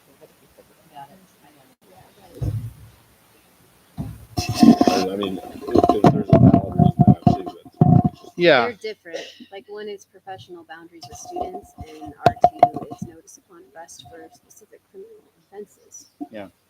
So they are 2 different topics, dealing with 2 different things, and they follow state models, and ours follows the state model. So I have no reason to say, let's talk about it. The same policy title is still appropriate. We'll say staff conduct. Yes. Okay. Yep. I have no reason to bring that up. There's nothing in there I found significant. So after this discussion, I want to be clear with you. I'm asking for a motion and action items that somebody would say these policies listed as they are should be approved as they are. And then Kim will start to work with CASB over the next few months to get the dates updated on these. There's no reason for conversation. They're good. Does anyone have a confusion about that action coming your way and what the ask is? That is action item G. Action item G. This is what we took out of consent. Because we want to, it was too hard to have the conversation broken up. Questions, comments, pausing? All right. I'm going to go then to the second bucket or second column in my organizational chart. These are policies that I have identified that I think we need to address. What does that mean? They need to be tweaked. They need a sentence. They need a deletion. There's some recommendations for repealing, whether that's from lawyers or the way I'm trying to organize things. I've definitely found some real gaps in organizations. And we're going to talk about that when we get into the color coding. And so to reorganize them, right, that's going to impact a lot because they talk to one another and there's the way they have to be internally consistent, and they are not currently in some of these places. So what all you'd say tonight is action item, approve these for first reading. That's it. Next, in the next 30 days, I would be working with legal or whatever it would be to get a first read or like a real red line. However, I can't do that today because so many of them have relationships to ones that are negotiated. So I've got to go to CBT and have conversations and input from them that would then guide me to go back to get you a good second reading. So the second readings, while you might approve those first readings today, I'm not going to be surprised if the second readings don't happen until April or May, right? But we have to, by policy, call it out. Let's know we're looking at these. A couple other things, then I'll let Matt and Jody speak. If we reorganize this GCE, GCF-R-, and I'm recommending it go to become negotiated. It's not currently. Because of reorganization, some of the things that would be orphaned in other places would land there. From an organizational standpoint, from my perspective, means you want to kick that off to CBT and kind of put that in the sacred bucket. So you've got that one on line 11, line 17. You've got the classified mimic version. And this one, which we just took away negotiated because what was in there before didn't make sense, but it's now in a space where I've taken a ton of stuff out of others and it needs to go here and it should be negotiated. So part of these first readings, there's at least 3 there that I identify right up front that by reorganizing, you should kick those back over to CBT and increase that control benefit. I'm not sure the right term and what's going to be get the most approval ratings in my statements, right? So Matt and Jody, column 2, is there anything in here where you're like, I agree, these things need to be looked at and we need to go through 3 readings to reveal these? Is there anything you want to talk about in column 2? I just want to make sure my peers understand the chicken and egg situation we have on our first readings, is that we have to work with larger policies with CBT that are negotiated, and so those may change between the first reading tonight. Second reading won't go as quickly as we think it will because we're going to have to shave and adjust based on the priorities of CBT. So it's going to be a little tricky, and it won't be timely, but it's worth it. Yeah, Cool. and I think that the colors between columns 2 and 3 are kind of the relationships. I'm trying to show the relationships between the policies, and we're going to talk about the colors last. Yep. All of this stuff is so interrelated, so it's hard for me to know what to say when and where, because we have the first reading under agenda item F, but yeah, regarding the chicken and egg thing, some of these policies, especially ones we're recommending for repeal, I'd like to hear more about it, and that's probably an agenda item F conversation on the legal recommendations. And also, even though these aren't negotiated, I think it would be helpful to take these to CBT first before we approve a first reading. That's my sense of it. Again, it's a chicken and egg thing, but I would feel more comfortable with them saying, yeah, this is not negotiated, but they're okay with you guys or feelings or whatever the case may be. I'm going to defer to you guys on that one. I mean, there's a couple in here that I think are ripe for first readings that are sort of in different buckets, but there's several that I think probably should be run by CBT, even though they're not negotiated. Yeah, my only counter to that, Matt, would be kind of the first reading is the way I always view it of starting the discussion for a policy. So we may not have a second reading back for 6 months. Yeah, and again, it's a chicken and Yeah, egg thing. exactly. I don't know what the answer is there. But hopefully we can tie it all together here. And Matt, I disagree affectionately because we only have so much capacity and so much time that these are not as much of a. It's a good time. Keep going. Yeah, here. Okay. Keep going. You're good. Okay. Closer? Is that what she's saying? No, Sure. it is a question. Just okay. keep going, and I'll try and work her in. In terms of the precious time that we have with CBT and the numbers that we do want to change and the priority of that overall PTO policy, this can be for their situational awareness, but we really want their input on bucket 3. Agreed. I think, so when you say you want to bring it to them, is it for their situational awareness? Yeah. Yeah, just Exactly. awareness. This is what we're doing. Right. This is how we're progressing. Right. If you have any brush fires. Yeah, and I'm just to sort of back up a little bit. Policy BG, it addresses policy adoption. And Yep. Everyone should be aware of that, including CBT. And it says the board considers policy development its chief responsibility. The board strives to reflect the community's values in its policies and commits itself to an ongoing effort to engage the community regarding policy level concerns. The board develops policies and puts them in writing, provide for successful, consistent, efficient operation of the district schools and high achievement of district students. And then regarding policy adoption, there's also language in here that the board shall solicit input from constituents. I'm trying to find that. Adoption of new policies or revision or repeal of existing policies is the sole responsibility of the Board of Education. However, proposals regarding policies may originate with a member of the board, the superintendent, staff members, parents, students, consultants, civics groups, or other residents of the district. A careful and orderly process shall be used in examining such proposals prior to action upon them by the board. Absolutely. And I'm not saying we're not having a careful Right. considered And I think the process. important power verb in there is originate.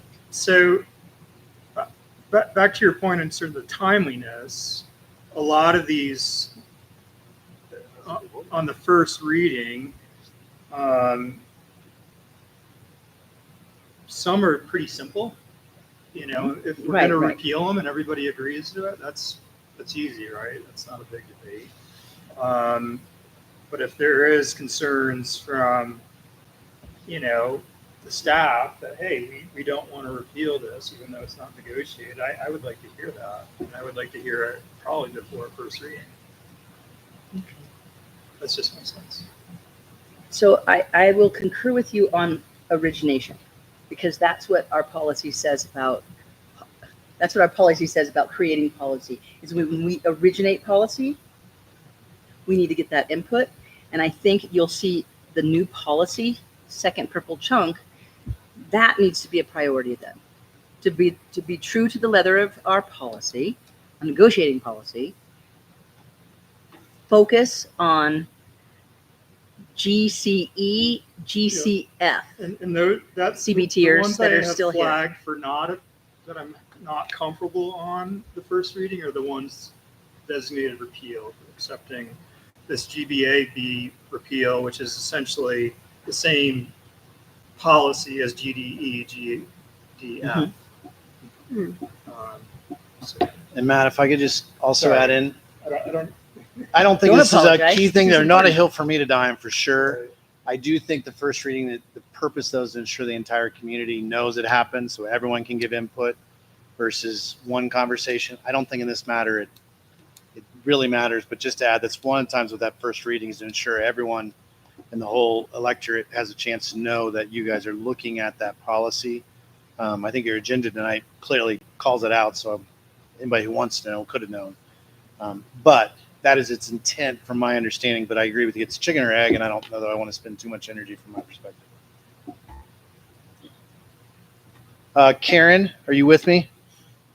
I am. Yeah, go And ahead. I kind of have I am just curious. So at that first reading, is that when we get the details about the tweaks and the red lines? And is that when we see the actual policy and what changes you're recommending, or what Jody and Matt have recommended?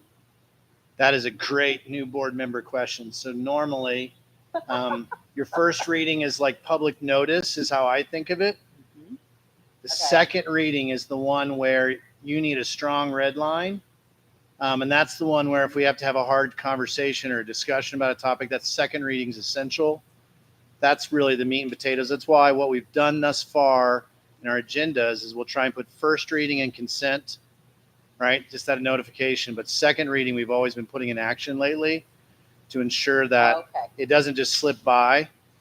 And the reason second reading is kind of the sweet spot is I want to bring back third reading the right policy, right? I want to bring back what the board thinks the letter should be. I don't want third reading to be like the surprise point or the hard discussion, because then I got to almost go back into a fourth reading kind of process feel. So second reading. So for instance, these first readings that I have up in front of us that I'm recommended tonight to start first readings. And if you do repeals, Karen, repeals have to go through 3 readings as well. And we might use the term repeal or revoke. It's got the same meaning. So, but I'm not going and saying, here, let's look at this red line on this thing. I'm not ready to make those suggestions. I'll need another month at least, if not 2 or 3, to get red lines ready for second reading to say, hey guys, I think this is correct, right? I mean, a lot of these I'm close, but a lot of them I'm still waiting on lawyers to read and say, you know, whatever it is they need to tell me. So does that answer your question? Yeah, we're just voting on let's move forward. You're just voting on, yes, we need to address these. Your other option would be to put them back in bucket 1 and say they're fine, David. I don't want to talk about them. But your superintendent or your lawyers are saying they're not fine.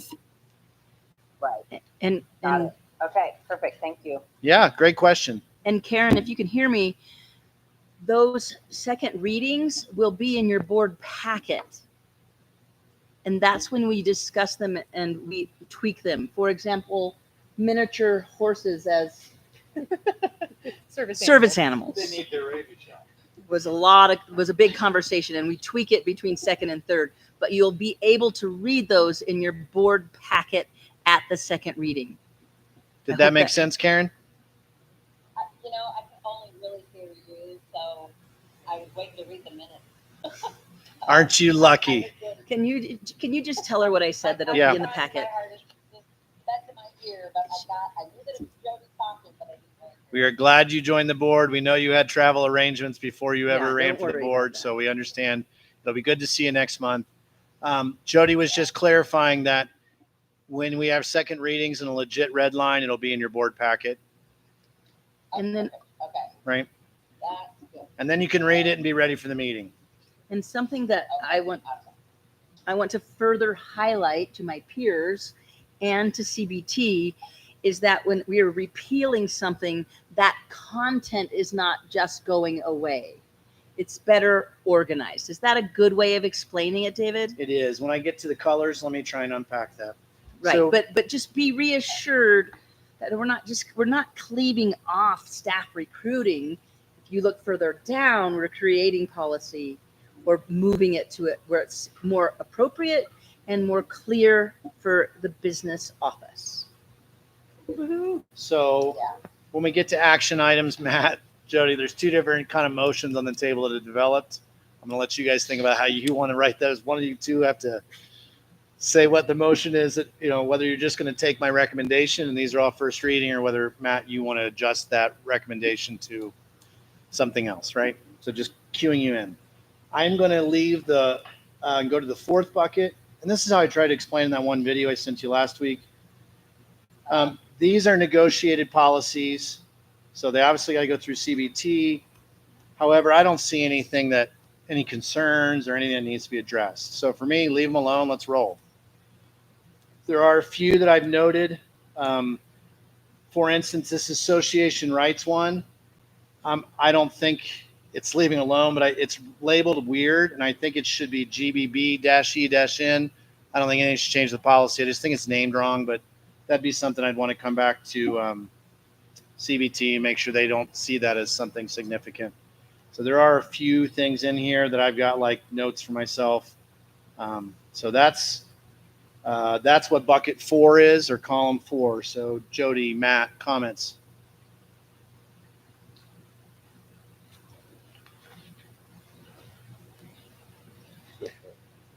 My comment relates to the color. All right. Okay, we get to colors. And by the way, the next time there's like a hard thing somebody has to sign up for on the board, these two guys get a bye. Just calling it out. All right. So then you get to the hard bucket. And it's hard because it's going to have to take it's going to have the most voices in it. So that's going to be the hardest conversation. So these would all go back to CBT. These are the ones I think you should bring up. As I read them, it's either a reorganization, that's the dominant thing, clarification, right? And in some cases, change. And so let me walk through the colors then and the relationships. I'm going to take this purple one because it's got the word repeal beside it the most, I think. So I'm going to get you back. G is staff policies. B means all staff. You know, when we were trying to figure out how to do CBT and get things written, we really had a good intent to say whenever possible, let's have the rules apply to all of us. Bus drivers, the superintendents, paraprofessionals, the teachers, everyone has the same set of rules. And so we tried to move as much as we could into those B or boy GB policies. This is an example where our intent didn't work out. Because if you'll look, you've got this one, GB, ABA, which is a Salida thing, staff recruiting and hiring. Then you got these two regulation policies, and we're going to look at GBAB in detail. That's one I do want to talk about. They're underneath this thing for all staff. And you have a regulation policy that's professional staff recruiting and hiring, which doesn't say the same thing as that one. And you have something for classified plus a regulation, which doesn't say the same thing as that one. So you have two choices. Choice 1, get rid of all the GCE, GCF, and regs and put it all into GBABA. I think I got enough letters in there. Mm-hmm. Right? That's option 1. Or you got to get rid of GBABA and put it all into GCE and the GDEs. Talking to our lawyers, in my own personal opinion, when I look at those policies, there's so many laws that impact those things.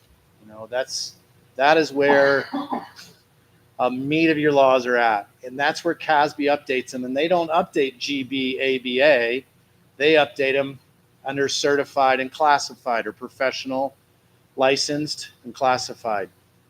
So my recommendation is to make sure we keep those in line and we're staying with regulations and we're not getting multiple directions. To let the GBABAs go and reposition whatever's in there under the GCE. So for instance, we have this regulation policy, GCE, GCF-R, not in yet, my recommendation, but there's no parent policy, right? So you can't have a regulation that I'm supposed to put something in place so there's not a policy you guys have put in place. So it's either or. You can't have both options on the table. So my recommendation that I would take back to CBT, unless Matt or Jody right now say, I think David's way of solving this is stupid, is to let and this topic, I don't think our good intentions of putting it all under that works, because at-will employees and licensed teachers, particularly with TECTA and other laws, are so different that we are better off holding them in two different buckets. So that's the first piece. Jody, Matt, you good? No, I agree with trying to separate those out and sort of, so like you said, like it does say repeal for GBABA. I say that right? I think so. Kababa. If you repeal this, you got to repeal that. It feels like if you give a mouse a cookie. But that language is going elsewhere in the policy, so it's not like that stuff is just disappearing. No. So I'm going to take this one, this hiring procedure is the easy one, and all I did was I cut and pasted it and put it into this regulation policy and this regulation policy. So it was exactly the same, because before we wanted exactly the same rules. So when I'm bringing back to CBT, it's just a cut and paste. So if you lost this one, it reappears here and here. Thus, for my mind, it should be negotiated, because there's a relationship between this regulation here and putting it into these regulations. I nixed out everything CASB had and just went with what language we had, because for me, I like the language we have. I think it's superior to CASB's. It's kind of local, but I like it. It's the regulation policy that really says, hey, things that we posted 5 days, kind of goes through how you get access to a position to ensure that a leadership person doesn't slide their friend a favor and give them access to a job that nobody knew existed. That's the concept. I think it's good for all our staff. I think it's a great concept. That's why I'm fine with it being negotiated. That's where I put it. This one is a hot mess. And this is one of these. One moment. Yes, ma'am. Before we transition, in general, I erred on the side of legal, so that we have legal protections as a board, as a district, but also for our employees in general. That's where I err. He knows it like the back of his hand. I don't, so I prioritized legality. Go ahead, David. District Legal did recommend this solution. Here's an example of a policy that is underneath recruiting and hiring, and it's got really nothing to do with recruiting and hiring. So I went through this one. This would be one where CBT and everybody would have to go through this closely, because this one has a lot of random stuff. So you'll see I moved this, I just cut and pasted it over to GCBA-R-N. I think that should be negotiated, because I'm taking stuff out of a negotiated policy. So it feels like it needs, because it's all stuff about placement.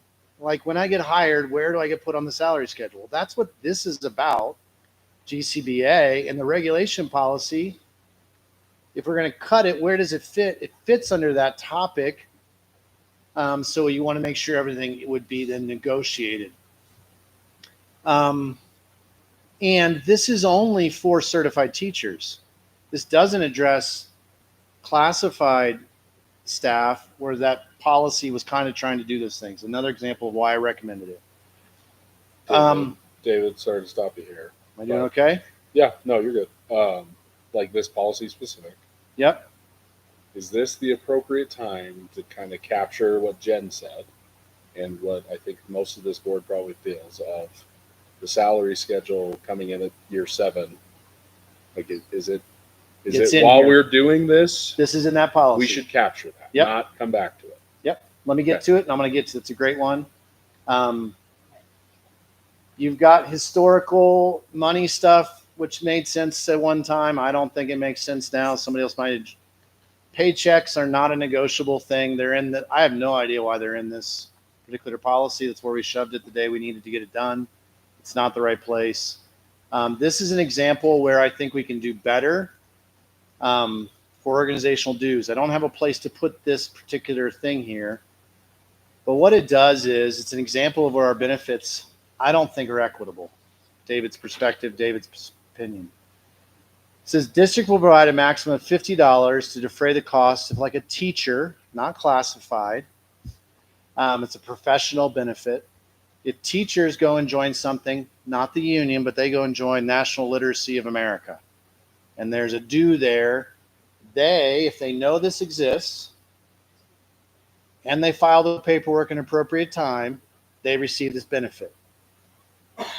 There's a few people who know it exists, and there's less people who can actually get the paperwork filed. So the thing is, we have a benefit that is a management nightmare.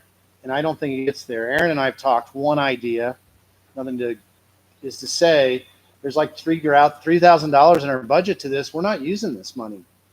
We're not spending $3,000 on our staff. We have to budget it because of the policy. I'd rather say we got a $220,000 bill coming on people's benefits. I'd rather let this thing go that's not getting equity and invest it in our staff's benefits and get closer to that 220,000. So that's a conversation where I'd say, and that's actually from Sheila and Aaron's perspective, not a $3,000, like that number actually grows if I get $50 to everybody. But these are the kind of benefits I don't like, where one person who's on an inside track maybe has the personality to be highly organized, gets a benefit that the other person may not know about it. I don't like those kind of things. Aaron, you want to jump in? Well, I was gonna say, David, this one too, when you asked me about it, you hadn't crossed out because you hadn't put it on any other policy, which is why you still wanted to have it in discussion. Yep. And so the comments, I mean, you said dig into it, figure out how much it's being used. And so that's what we looked at. We have 2 people currently that used it this year. So 2 that used it for the $50 reimbursement. One got $50, the other got $44. We're budgeting $3,000. Now, part of that budget is we have 5 people who, to do their job. So, for example, a therapist may be required to be a part of a certain organization. That's a more expensive piece, like a $250 fee. We pay that. I would say that that's an important part of what the district should cover to do that. But I think you captured here that you don't want this. You want this to be discussed in CBT before you would have any other discussions as well. But that's the financial aspect of it that we looked at. And so there's no red line to share with you, but this is one. And then Joe, this is where positioning on the scale is, we stuck it when whoever we did, whenever. And I'm saying move it to GCBA, make it negotiated. This is where that reg could go. And when we look at GCBA in a second, I don't think 7 years, and lots of other people do. I'm not unique in my stance. We got to fix this, particularly if it's a high competition for teachers. I want to see this at step 15 at least. I don't know if we can afford that though, because if I hire today somebody in step 15, I got to think about whoever was hired. All right, I got to figure out how we're going to fix that. So you'll probably be sending out an email probably this week to all staff to say, hey, anybody think that you might be impacted by this? So I can start to develop a database. Because if I have a database, then I can at least start to brainstorm and have Aaron and Sheila start to price tag all my crazy ideas. And Sheila goes, David, that's a dumb one. That's a dumb one. That's a dumb one. And maybe your 5th idea has got some legitimacy to it, right? So that's one. And then you've also got here classified, which have a different rule, which again is why I think these things need to go to GD, D being classified, GC being certified, not losing these things, but removing it. So now I take us back to here. In the purple, then, if you got rid of these GBABAs, you got to make sure you capture this regulation. You'd stick it here and here. You got to make sure there's so many things in this one right here that are, it just needs to be reorganized. There's nothing bad. And then once it's reorganized, you can do it. So I'm going to talk about this one here. And I know we're going really technical, but yeah, jump in. Point of personal privilege. I don't know what's legal, but I want to do what's realistic and legal. And I think with negotiated policies, if you came in and you had 15 years of experience 5 years ago, but you could only use 7, that was the policy that we had at that time. Mm-hmm. We changed the policy because of new circumstances. Mm-hmm. And so it becomes 15 years. In my opinion, I didn't think that we were going to retrofit that. I could see that position. That's a rational position. I think you could also see other people who disagree and say there is a cost there, and to be, I'm going to use the word fair, which is a horrible word to use in these topics, that you'd have a grandfather situation. Before I could come to staff and say this is the change, I'd have to at least do due diligence. Absolutely. But so that would be part of my due diligence, is saying I have a solution. I've looked at the cost. I can't afford it. All right, don't do it. Then I'm going to make the change, and we got to figure out how to deal with that. But I feel like due diligence requires, in that instance, to look at that. Judy, I would kind of disagree with you on that. Yeah, that I think people who have been affected by that policy, we would at least need to know what the numbers are and how we can implement that into. And maybe that means, and I'm just throwing out ideas, maybe that means instead of 15, it's 10 because we have people we have to catch up first. And maybe it's a longer term So it may take a while. process.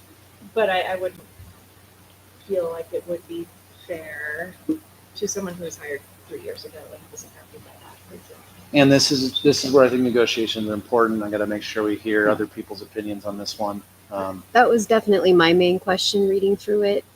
And I also think, couldn't teachers potentially quit and get rehired?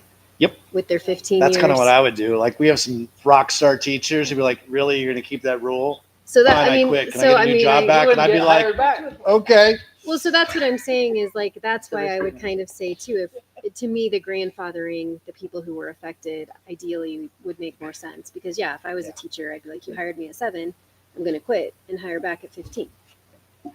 And absorb the risk Right. that I may not be the one selected. Certainly. Let's see how that leads with the negotiations with CBT. Let's see what the costs are. And if the costs are so prohibitive that we can't do it, and then we can't change the policy, and then we're not improving recruiting, that's how it goes. New discussion. Or A new discussion. We see, once we have more data, once we see where CBT is, then we can move forward with that idea. And I would say my question, my point would be, I don't think that can be solved quickly. But I do think the changes to the policies to make them line up more appropriately might be something that can get approved by CBT and the board. And maybe that's step one. And then we go back to what can we fit? What can And when we you do? say clean up, I would use the term reorganize. And this particular one, you'd put positioning on scale under professional growth schedule placement. Seems to make sense to me.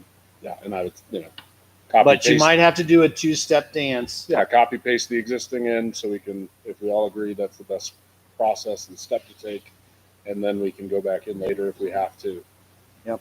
Because if we're all in agreements, I don't want to delay this process because we can't figure out the money. I'd rather let's fix the policies than go back and try to enhance them. And I know I'm going slow right here, but I think this is a place to go slow. I'm going to bring into CBT, unless you guys kind of tell me no tonight. Here's one area where I'm going to be asking for additional benefits. I think we need to go to step 15 for professional staff, licensed staff. This is another benefit I want to ask for our staff. It's really a clarification that we don't see too often, but I'm going to use a scenario where we have a teacher works for 7 years for us, has a baby, wants to go take 5 years with their baby until they're school age, and they come back and we go, yeah, well, you were here for 10 years. I'm going to start you at step 7. That makes no sense to me. I would rather be clear and say, you put this many years in the district, you come back right where you left off in terms of that placement on the salary schedule, which again, that's where this is at. Karen, do you have a question? No, I understand. Awesome. Just checking in. Okay, thank you. So, David, is that, and maybe you're about to go into this, but is Mhm. that in a sense your thought to fix the long-term leave policy because there were so many issues with that? So, in a sense, with this policy, I would view it that we don't need a long-term leave policy because they can leave for as long as they want and they can come back at where they were on the salary schedule. So we don't need to have that whole policy of like, You know what's funny? I never even thought about that, but you're exactly right. I just thought I wanted to make sure I took care of somebody who stayed in town and left and came back. yeah, But you're right. One of the people's concerns for long-term leave is to ensuring they don't lose right. that status, and that's important to them for good reasons. So that's a great thing. This would address that concern for staff they brought up. And then with long-term leave, the other issue was it says we hold a position for you in the district, but there was no definitive timeline. So with this, like your example, they leave for 5 years, they come back, they still have to rehire, reapply, get hired, but they know that they can come back at their same salary. Right. They're not going to be penalized for taking some time off for whatever reason they need to. And our principals aren't going to have hands tied trying to figure out how am I going to have place for this person in a year when I have to rehire right now. Right. Yep.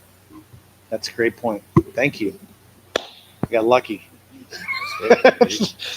All right. Next thing on this, and I'm going slow on this one because I think it's important. This is where your horizontal language, right? It comes from that GBAB R2. It's got to go someplace. Here's another one where I'm asking for more money.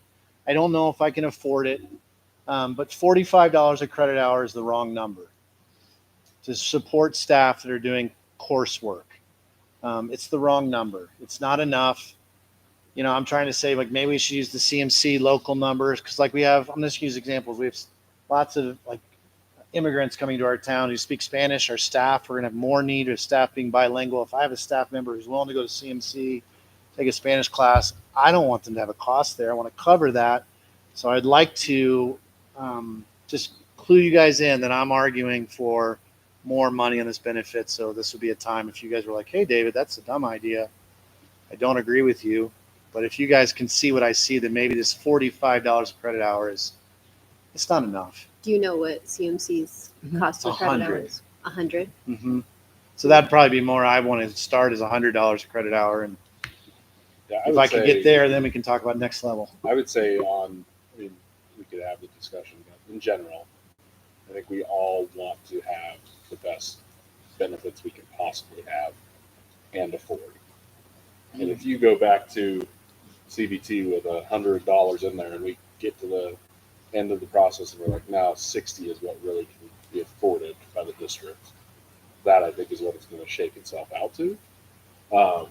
And I also, for this one in particular, I enjoy that there is a little bit of control with the final submittal approval process because, like I said, I don't think we should be reimbursing somebody to go to the construction course over the summer if they're a math teacher.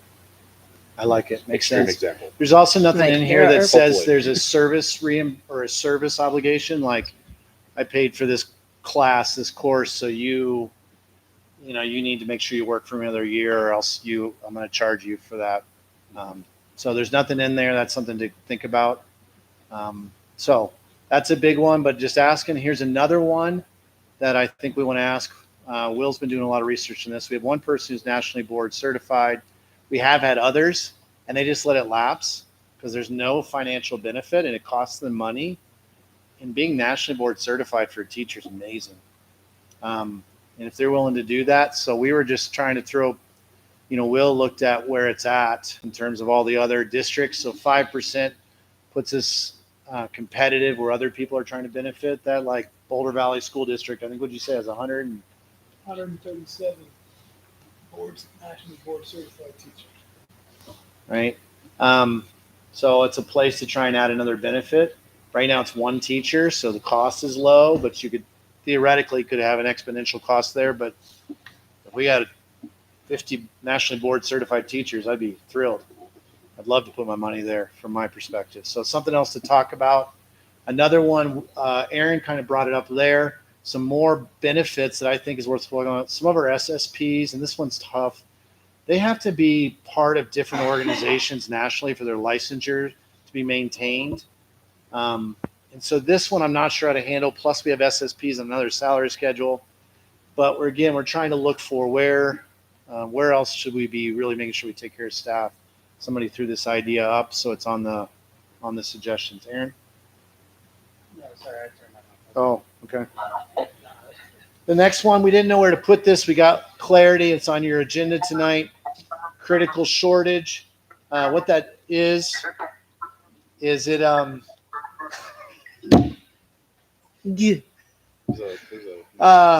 you will pass this. This allows our veteran teachers who are frozen, particularly at the end of their career, they could retire, come back and work as staff for 6 years right now. Para and the law changed according to House Bill 1176. That is your resolution that is on your action items tonight. This will open up. I think next Wednesday will. If you guys would approve this, which I assume you will, it's good for our staff. We'll have an informational meeting next Wednesday about this item to open up this, make sure everybody has clarity about this new opportunity for our veteran teachers, I'll call them. So we put it here, but it doesn't need to go here. But that's where that's at. David? Keep going. So not only is this recognizing and giving more money to our educational elders, but it's also used as a recruiting tool. So say somebody retires out of Albuquerque and their dream life is to retire here, they could start, Albuquerque's in New Mexico. So Denver, they can come here and we can use their tenure, their expertise for those hard to fill positions. So, Super exciting for all of super exciting. and then the other piece is our hands are tied right now. Like we know that there's a competitive part of education right now, trying to find teachers, secondary math. Here's Will took some shot at a language. I don't know if this is the right language, but basically we need to be able to throw some money at these positions we can't fill. There we go. Math. I was going to point that out.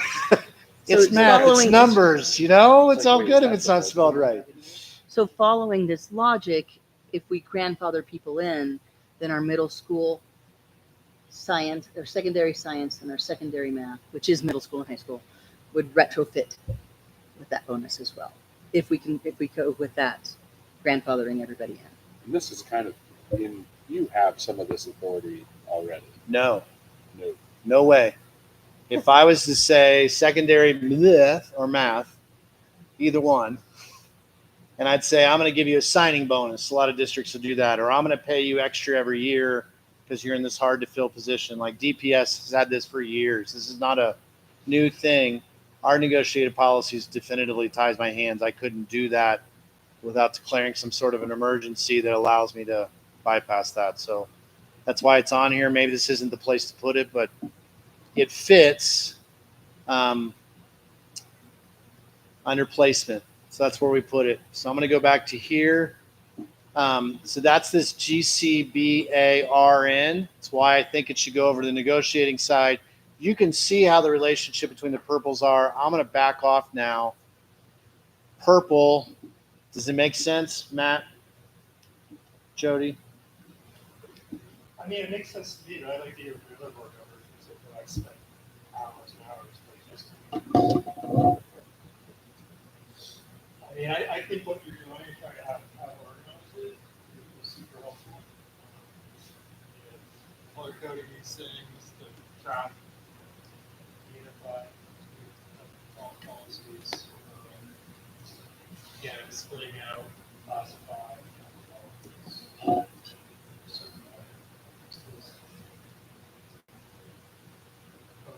policy updates that we get from FASB that we go on tracking those things with our policies. Because there's legally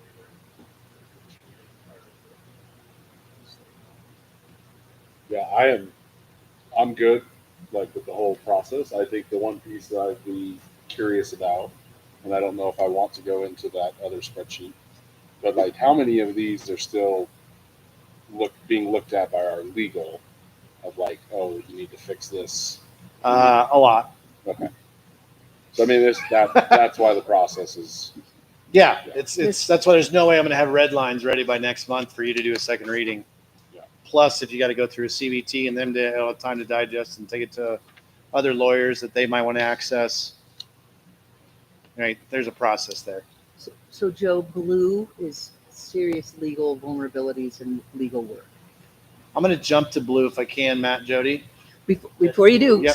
so you see how staff hiring, fringe benefits, and everything is purple, and now time off is going to be in green. That's going to be the next one. You guys see that? I want to just talk about the blue ones, though. But yeah, These I mean, right the next here. one that we're going to talk about, but he's going to do. What I told the lawyer again today on the phone, I said, do you have the review done? No, they didn't. I said, listen, this is goofy local language. I get it. I know it doesn't follow the state model. Unless it's illegal, I do not want to touch these. Like, unless we have to, I do not want to get into these conversations. It's just an emotional thing that's unnecessary because we're not letting anybody go, right? So if we can keep these as are, unless there's legal, you must, I want to move them over to bucket 4. But I am seriously concerned when I read them, we are nowhere close to what the norm is. So that's out of my paid grade, right? So that's off to legal to see and that. But I just want to be clear, if we can let those go to another day or leave them alone, that is my recommendation. But lawyers have to tell me whether we're successful. These interplay with TECTA, which is that big teacher dismissal act. There's not a lot of wiggle room in that. So that's why that went to legal, and that's why I want to bring it up to CBT. Matt or Jody on that one? We're just kind of in the holding pattern until we get the room. Yeah, I mean, I agree. Okay. Wait for legal. Then we get into I the don't know. ones. This is a Can I change. ask one question? Yeah. I don't know if you know the answer to this, but why did we develop all of those ourselves with our own language to begin with versus using something that came I'm from going to the use a state? simplified history. We were a master agreement, and the master agreement has a lot of language around how to do riffs or things like that. It's one of the big sections of a master agreement. So when we tried to make the shift into this unique thing, we carried forward as much as we could that stuff. So again, if we can keep it, then fine. I don't want to talk about it.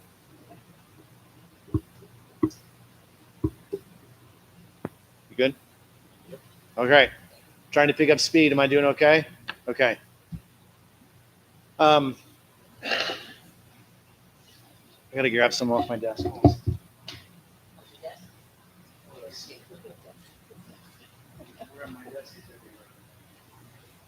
The world is his host. All right, some of the leave pieces we've talked about. CBT's talked about it. You know, CBT said, okay, by May, we'll get it to you guys. That's our goal, to get it to you guys a solution. We have tried to fix this on multiple occasions. And we've also said, you know, can we do better than this, right? Problem is twofold. One, we have mixed up benefits and earned. In an HR, in a business office, you don't mix those up. Benefits are things that we as a district give our employees, like a personal day. You get it, right? Here you go, day one, you get it, you use it. Here's the rules for using it. Earned, start with comp time or somebody working overtime. That's easier for most of us to understand. If you worked an extra hour, I owe you. And that has to, by law, be cleared out. Okay? So we got some conversation there. What happens when people start earning time off? Because the way a lot of our policies were written, and I'm sure there was good reasons for that, was when people did extra that we owed them for, we said, we'll pay you in time off, not money. I get it. The problem with that is it messes the whole system up. And then over time, it just gets goobered up. And some people are getting benefits differently than other people. Payouts are all over the place. Management is a nightmare. So my first recommendation to the whole community is separate out, like all businesses, benefits, what's given versus earned. If it's earned, pay people, right? If you pay an extra hour, you work an extra hour in the kitchen, here's extra money. Because I'll take the kitchen. We went through last year, it was one of our biggest places trying to stay operational. We couldn't keep our kitchens open. The last thing I want is them to be out more, right? So if I don't want them, I want to pay them for their extra time. And if it's getting too expensive, I'd either hire another person or rewrite their contract for more hours. That's an example, because then if they earn time off, like in comp time, now I just made it harder to operate. We run 150 days with kids. And who picks up that slack if that cook takes the day off that they earn? So that's good. I'm not going to criticize them for that. But now you got a kitchen that's trying to make up double time. You see the same thing with our classrooms. Teacher takes off. Great. Go. I don't care if it's a powder day. Go do what you got to do, or go take your kid to the doctor. Accept that if our kids are impacted, or the other teachers on the team, or the other people on the team are always having to pick up that slack. And if you keep earning it, that keeps exacerbating the problem, right? It just keeps getting worse. And so there's a couple different situations. So earned versus benefits, coming back to our policies and making a hard line. I'm going to tell you up front, I don't know what their faces are behind me. Not everyone's going to like that. But that is my strong recommendation to our community, is you've got to separate out earned and benefits. And if somebody gives us extra, you got to pay them extra. If somebody gives up their 30-minute duty-free lunch and they're a professional licensed staff, they shouldn't earn a day more time off. You need to pay them. Right now, our policy is at $30 an hour, is what I would recommend. There's some stuff in there that says $10 an hour. That's bad. So I'm going to recommend at least $30 an hour and start that as the floor. And we got to find the right number. That's the right incentive to get our kids supervised in the way we can. So there's a cost piece there. When I say separate out benefit and earned, there's a cost to that. How much of a cost? Can't do that until we get through all of these green policies. And by getting through these green policies, then I have hard edges. Then I can say, here's the solution. Sheila, Aaron, run this solution and tell me the numbers. And then I can build my budget next month. So this has got a timely piece to it, or else it'll get kicked off another year. So that is one big thing I want to make sure is clear. Jody. I want to frame it a little bit differently. Do you remember reading reports in the Early Childhood Center about we're just going for calmness? We're going for predictability. Instead of having people taking that comp time because they went above and beyond for the school district, we want to keep them there and have predictability. We don't want another teacher from down the hall to have to cover a sub and cover a sub here and cover a sub there, right? So both on the administrative or the business side and the teaching side, yes, it's going to cost us money, but it's better for the students to have predictability. That's my logic on that one. And Jody, I would agree that it doesn't make a lot of sense to me to have, for example, a teacher cover lunch, go above and beyond, and then rather than paying them for that, paying a substitute to teach their class at a different time. That doesn't seem like a very sustainable system. Yeah, and I would say, I feel like that's where some of the inequities really come in because different buildings handle lunch differently. So people are able to generate time to take time off that others can't. And that's why, to me, I know it's going to be the most difficult ones to navigate through. But again, I think that we are doing the best we can to say, no, we want to have equitable benefits and we want to have fair benefits, if fair is the proper word, and good benefits for our staff. And I think that these conversations will get to a place where we're better off as a district. So I recommended a PTO. I talked to CBT. We talked about it. It's hard, but I need people to be able to take the time off to do daily life, right? We just need our people to do that. What's that right amount? That's a tough question. All right. So we made a suggestion in there that we can look at. It's got to be equal. Right now, it is not equal. People are getting different amounts of leave, earning it, giving benefits different amount, using it different. The equations are not uniform. So that is not okay. You know, I've got a paraprofessional. I see somebody beside me. We give them 7 hours. That's a day off, except it costs them over 7 hours to take a day off. That's silly, right? The purpose was to give our people a day off. That's what we want to do.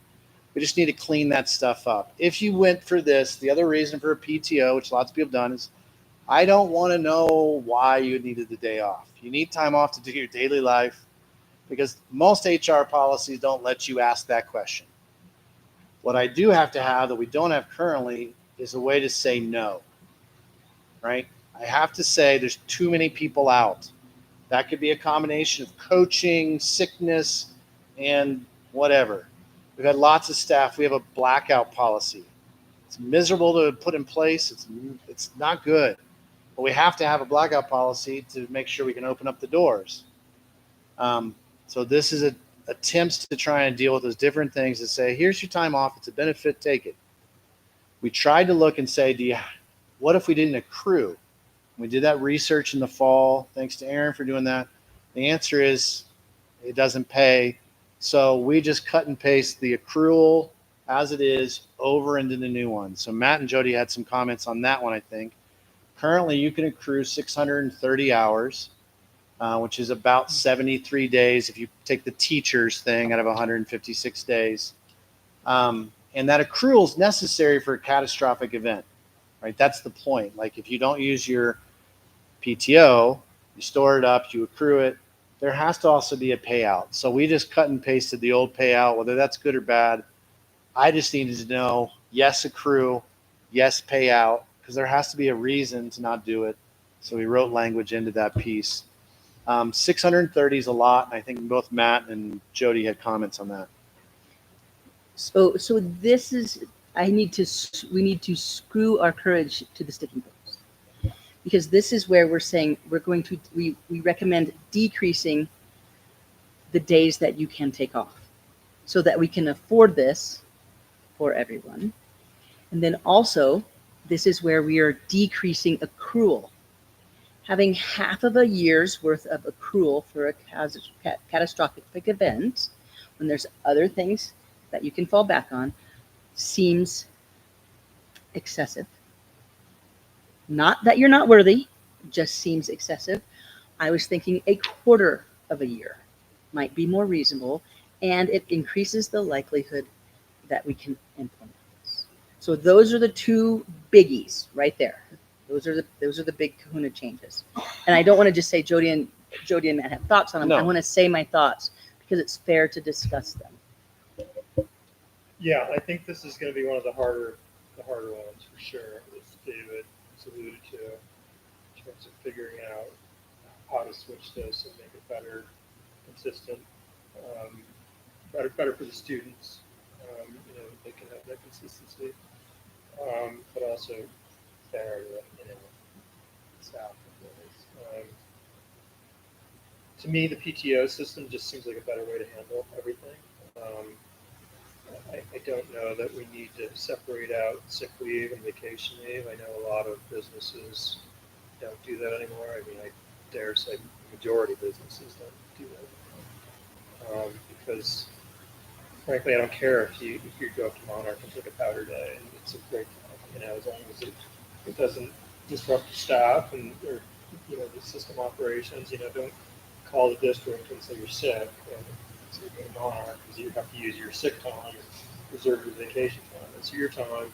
Figure out how to use it. The number that was suggested. Again, this all has to go through CBT. The suggested number for the crew was 80 hours, I think.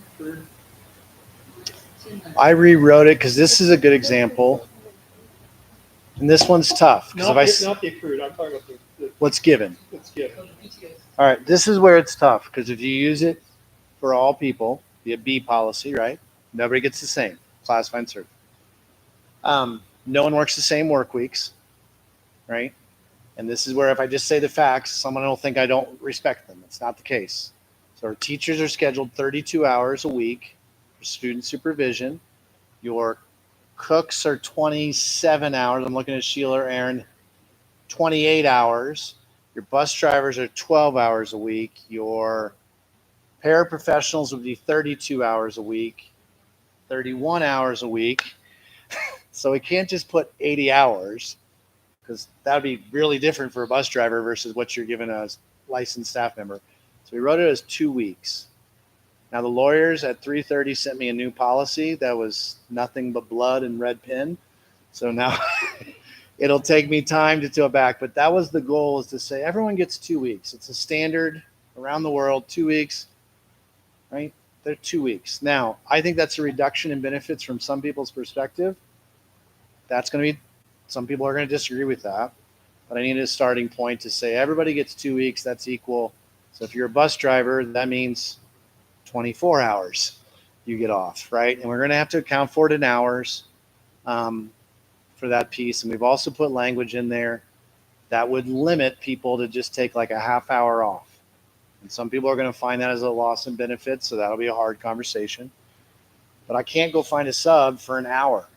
It's never going to happen. So who picks that up? Another teacher has to pick that up, right?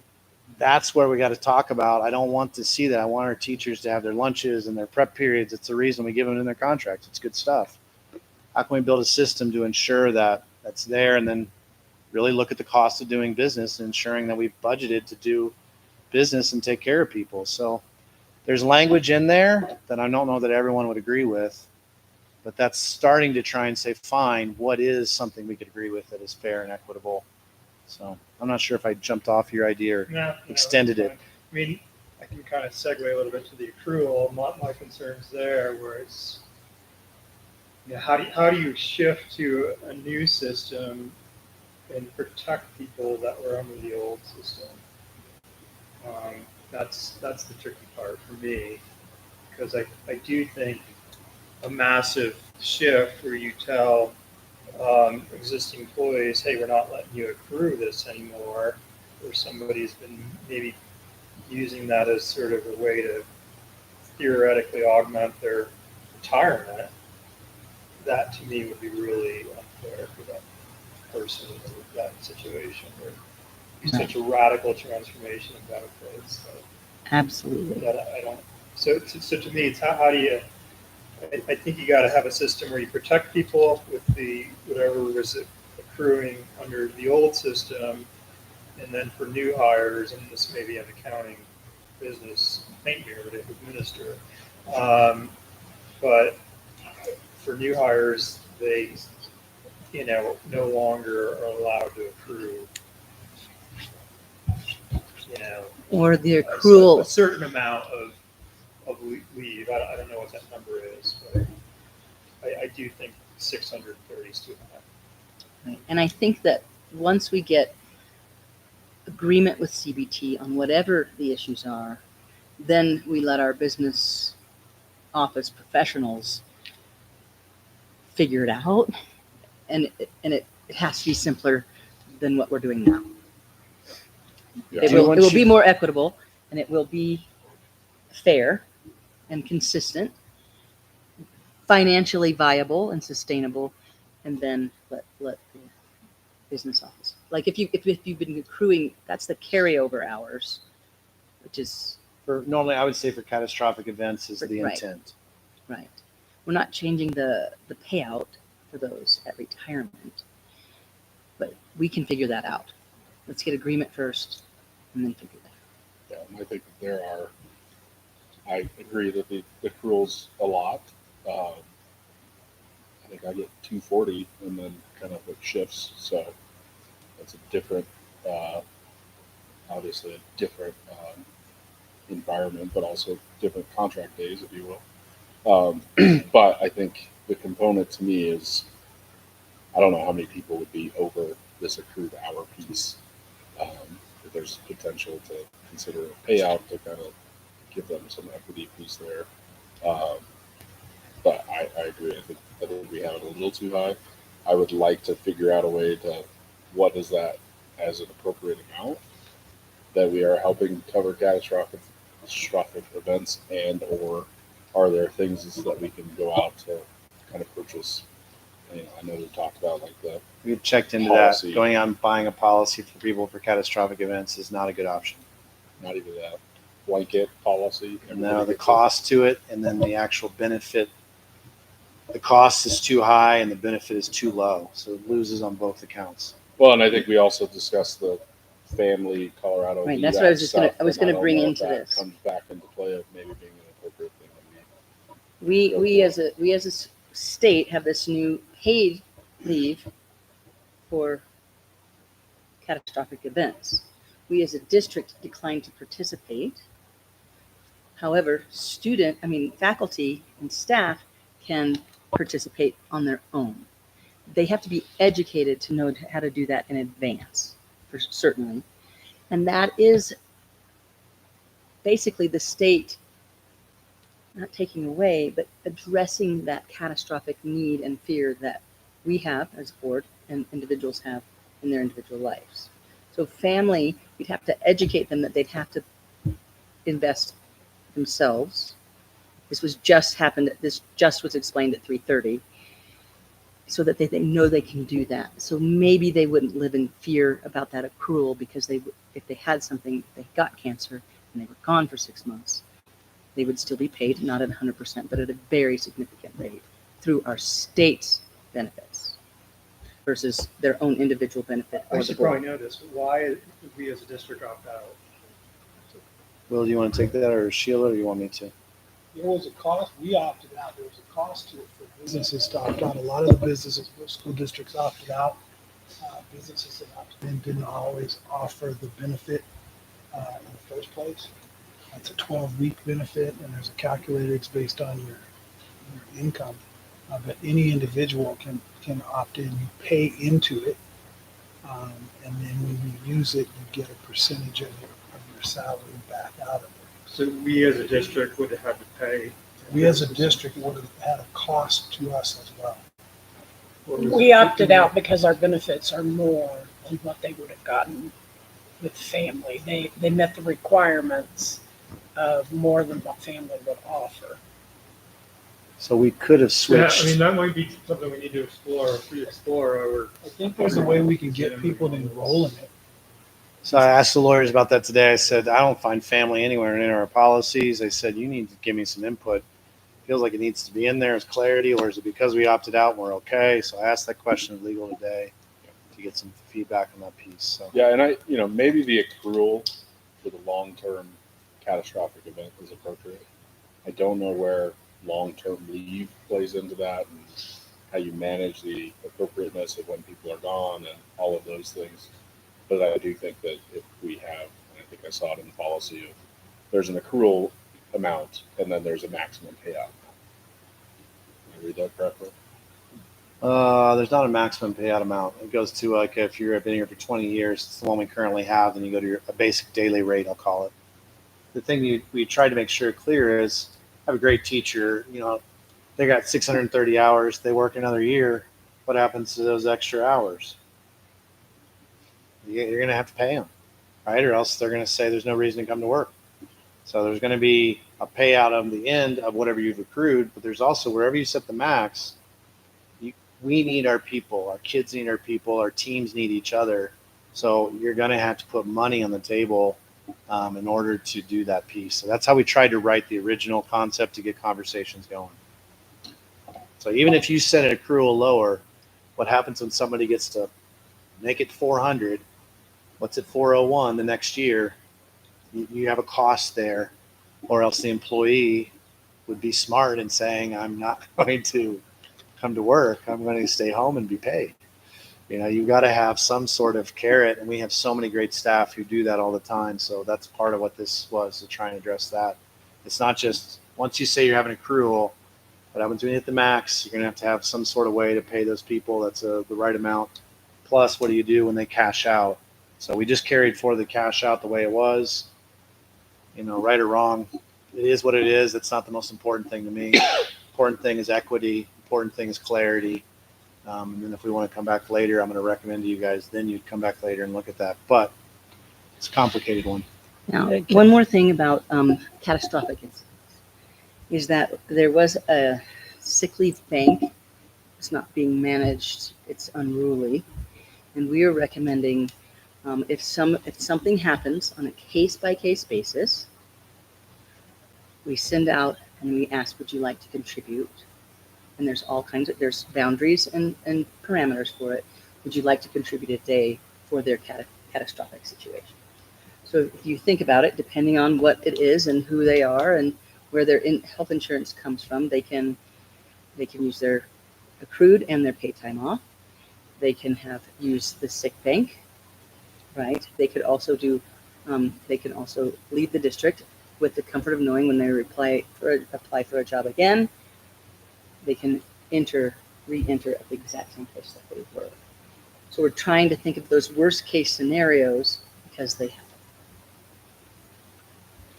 I'm going to pause to know how long we're going, and yet this is an important public conversation. And maybe, stop me if I'm wrong, Jody or Matt, but any other comments about green policies that we need to get out in the open? Am I okay to go talk to CBT and try and solve the problem this way?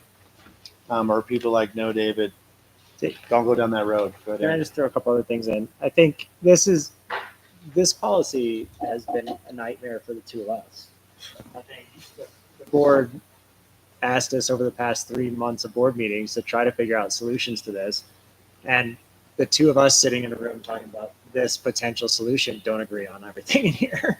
And so it's going to be an incredibly complex conversation. And I think so needs to be negotiated, needs to go through that whole process. There's some other pieces that I think were important, that there are some people currently that can accrue 720 hours. I think that's just an important knowledge, including myself. So there's going to be, there's a piece there that Sarah already wants, but that's something you should know about. The other piece that I do stand pretty firm on a lot of this, and I'm actually pretty proud of what we've started. And I think other really smart brains are gonna have to get involved in this conversation. But I'm proud of this as a starting point because we've got massive problems right now. I've had discussions with multiple teachers that are at retirement right now that are asking me how to retire. They're going through the process. I'm trying to walk them through that. The policies aren't being held up right now the way they are. So I have multiple people that I'm having meetings with saying, you have more accrued time than is allowed per policy, but there's nothing in the policy that says we can't pay you out for that amount of time. So, for example, personal and sick leave right now, when we say they can accrue 630 hours, there is one sentence, I believe it's in the personal leave policy currently, that says that the total combined hours they're put together. It's not being managed that way currently. It's very complex in our system. And so we have multiple people who have 630 hours of sick time and then an additional up to 700 hours of personal time on top of that currently accrued. And so I don't know the solution to that. I don't know where to go from that. I think that we're going to have a much bigger discussion about that. But we have multiple people right now that are in this situation going, I'm looking at retirement. How much can I sell? Well, per policy, there's nothing here that says you can't put all of that sick time into your retirement account for your health trust account and get paid out your personal time. However, you should not be here in the first place based upon these policies. It's not being managed. Many people didn't even know that sentence was in there. It's whatever happens out of this, there's going to be a huge financial implication between solving that problem. And that problem, I am firm, has to be solved in the next year because we can't allow that to continue. And again, there's negotiations that have to go through that. But I mean, for policy right now, we're already having to figure out what to do with these things. So that's one big issue I have with it. Like I said, it's going to be the most complicated conversation. We need a lot more smart brains involved in this conversation. There's many things that me and David didn't agree on in this, and we built it in terms of starting here as a starting point to jumpstart a conversation. Because when two people are already struggling to come up with something, it's like, well, we have to have a foundation of a starting point to bring others into the conversation. And I think we have a good starting point. I think there's other things that are going to have to be discussed throughout the process. So this is, no, I appreciate There's a lot of problems that need fixed. This is like one of my passionate issues is we have massive areas within the leave policies where they directly conflict with each other. And somebody asked me, well, what do I do in this situation? And from an HR perspective, I can't even support the employee right now. And so those things need to change, in my opinion. And that's discussion for CBT and for the board, I think.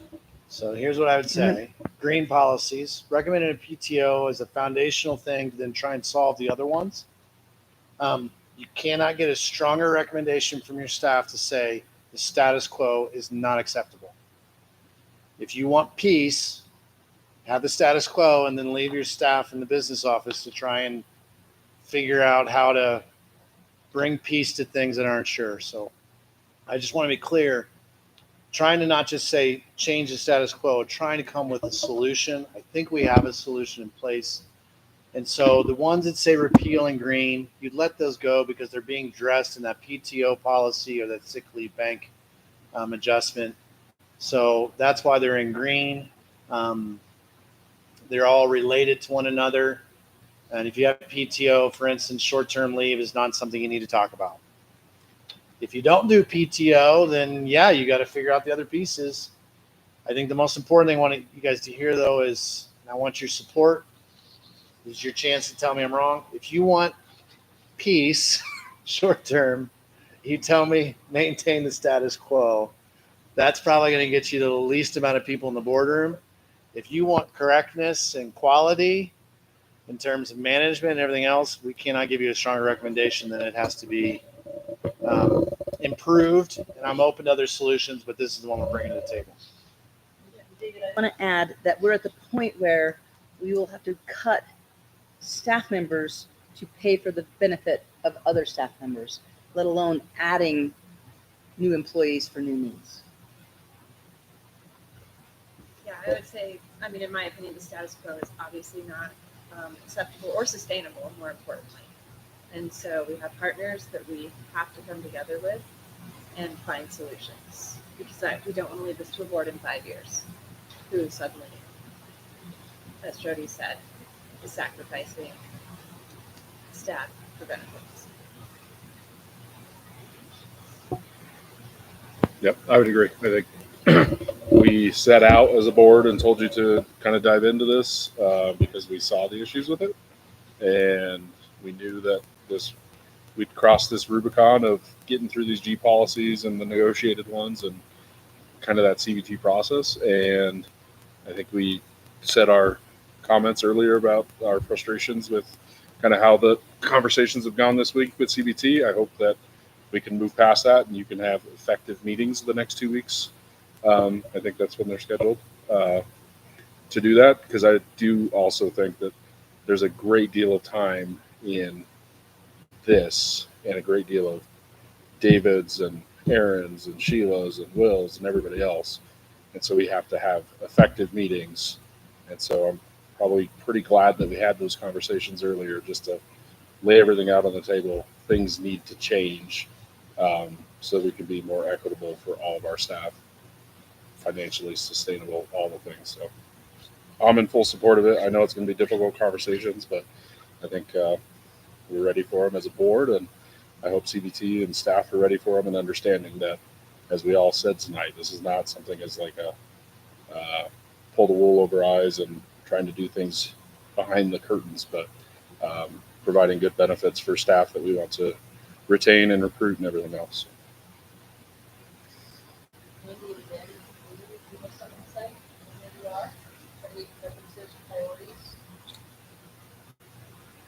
My priority is definitely not to make it easy in the short run, but consistent and fair in the long run. And fair has to be both sides of the fence to both staff today and staff and services able to be rendered in the future. We can't bankrupt ourselves over this thing. And I think it just seemed like between PTO, accrual of hours, cashing out of hours, and then catastrophic leave, I guess cashing out in PTO or cashing out in accrual are on the same page, but the others seem like they could be separated out more distinctly. Is that not true? Is there a way to separate out? Because right now it seems like they're kind of mixed together. Maybe that's just the way I was hearing them, but it seems like they're mixed together a lot. I want to look to these guys to try and answer that better. Good. Wearing out. I don't mind speaking to it. I think maybe I think that's where the conversation starts this week. My personal opinion, and I'm gladly share this with anybody. I think I've shared it with everybody who's asked me so far. That's how we got this problem in the first place. That's how we have multiple policies that have sentences that conflict with other policies that nobody knows about until somebody says, oh, well, where am I at in this policy? And you start digging in, you try to support them, and you say, well, I don't know, because this policy conflicts with this policy, so I can't actually support even that benefit fully. I have to talk to some more people. I have to go through negotiation, all kinds of pieces because it involves money. So on one hand, yeah, maybe that is the best solution. I'm open to hearing that. I'm much more personally interested in having a policy that we know is not going to conflict in the future. Because I think when you're talking about some of these policies and you look at, let's just say in one given year, we want to negotiate sick leave currently in the current format. 1 year we want to negotiate sick leave. That's fine. And we come up with a really good solution for sick leave. But we didn't look at the fact that in 13 other policies, it said sick leave and that it related to 13 other policies. And I know we do the best we can on that, but if you miss one policy and you don't make an adjustment in that policy, it completely takes away the integrity of the first policy that we tried to change. And so for me, where I'm coming from is from a staff and human perspective, I want it to be simple. I want the staff members to be able to utilize the benefits they have. The numbers and the things like that, that's going to be negotiated. We can talk about the financial piece of it. But I'm pretty firm on the fact that we're in an issue. The issue started because of multiple policies. When you do that, it creates we have 113 policies, and they all speak together. That makes it so tough to have actual negotiation on policy without screwing up. And what's happened is, if you went back and look at this was revised this year, this was revised this year, this was revised this year, So if you negotiate a sick policy 1 year, and the next year, let's say 4 years later, you negotiate a personal leave policy, right?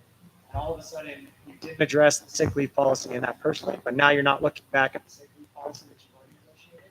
Suddenly, you're not the personal leave policy that's going in a completely different direction.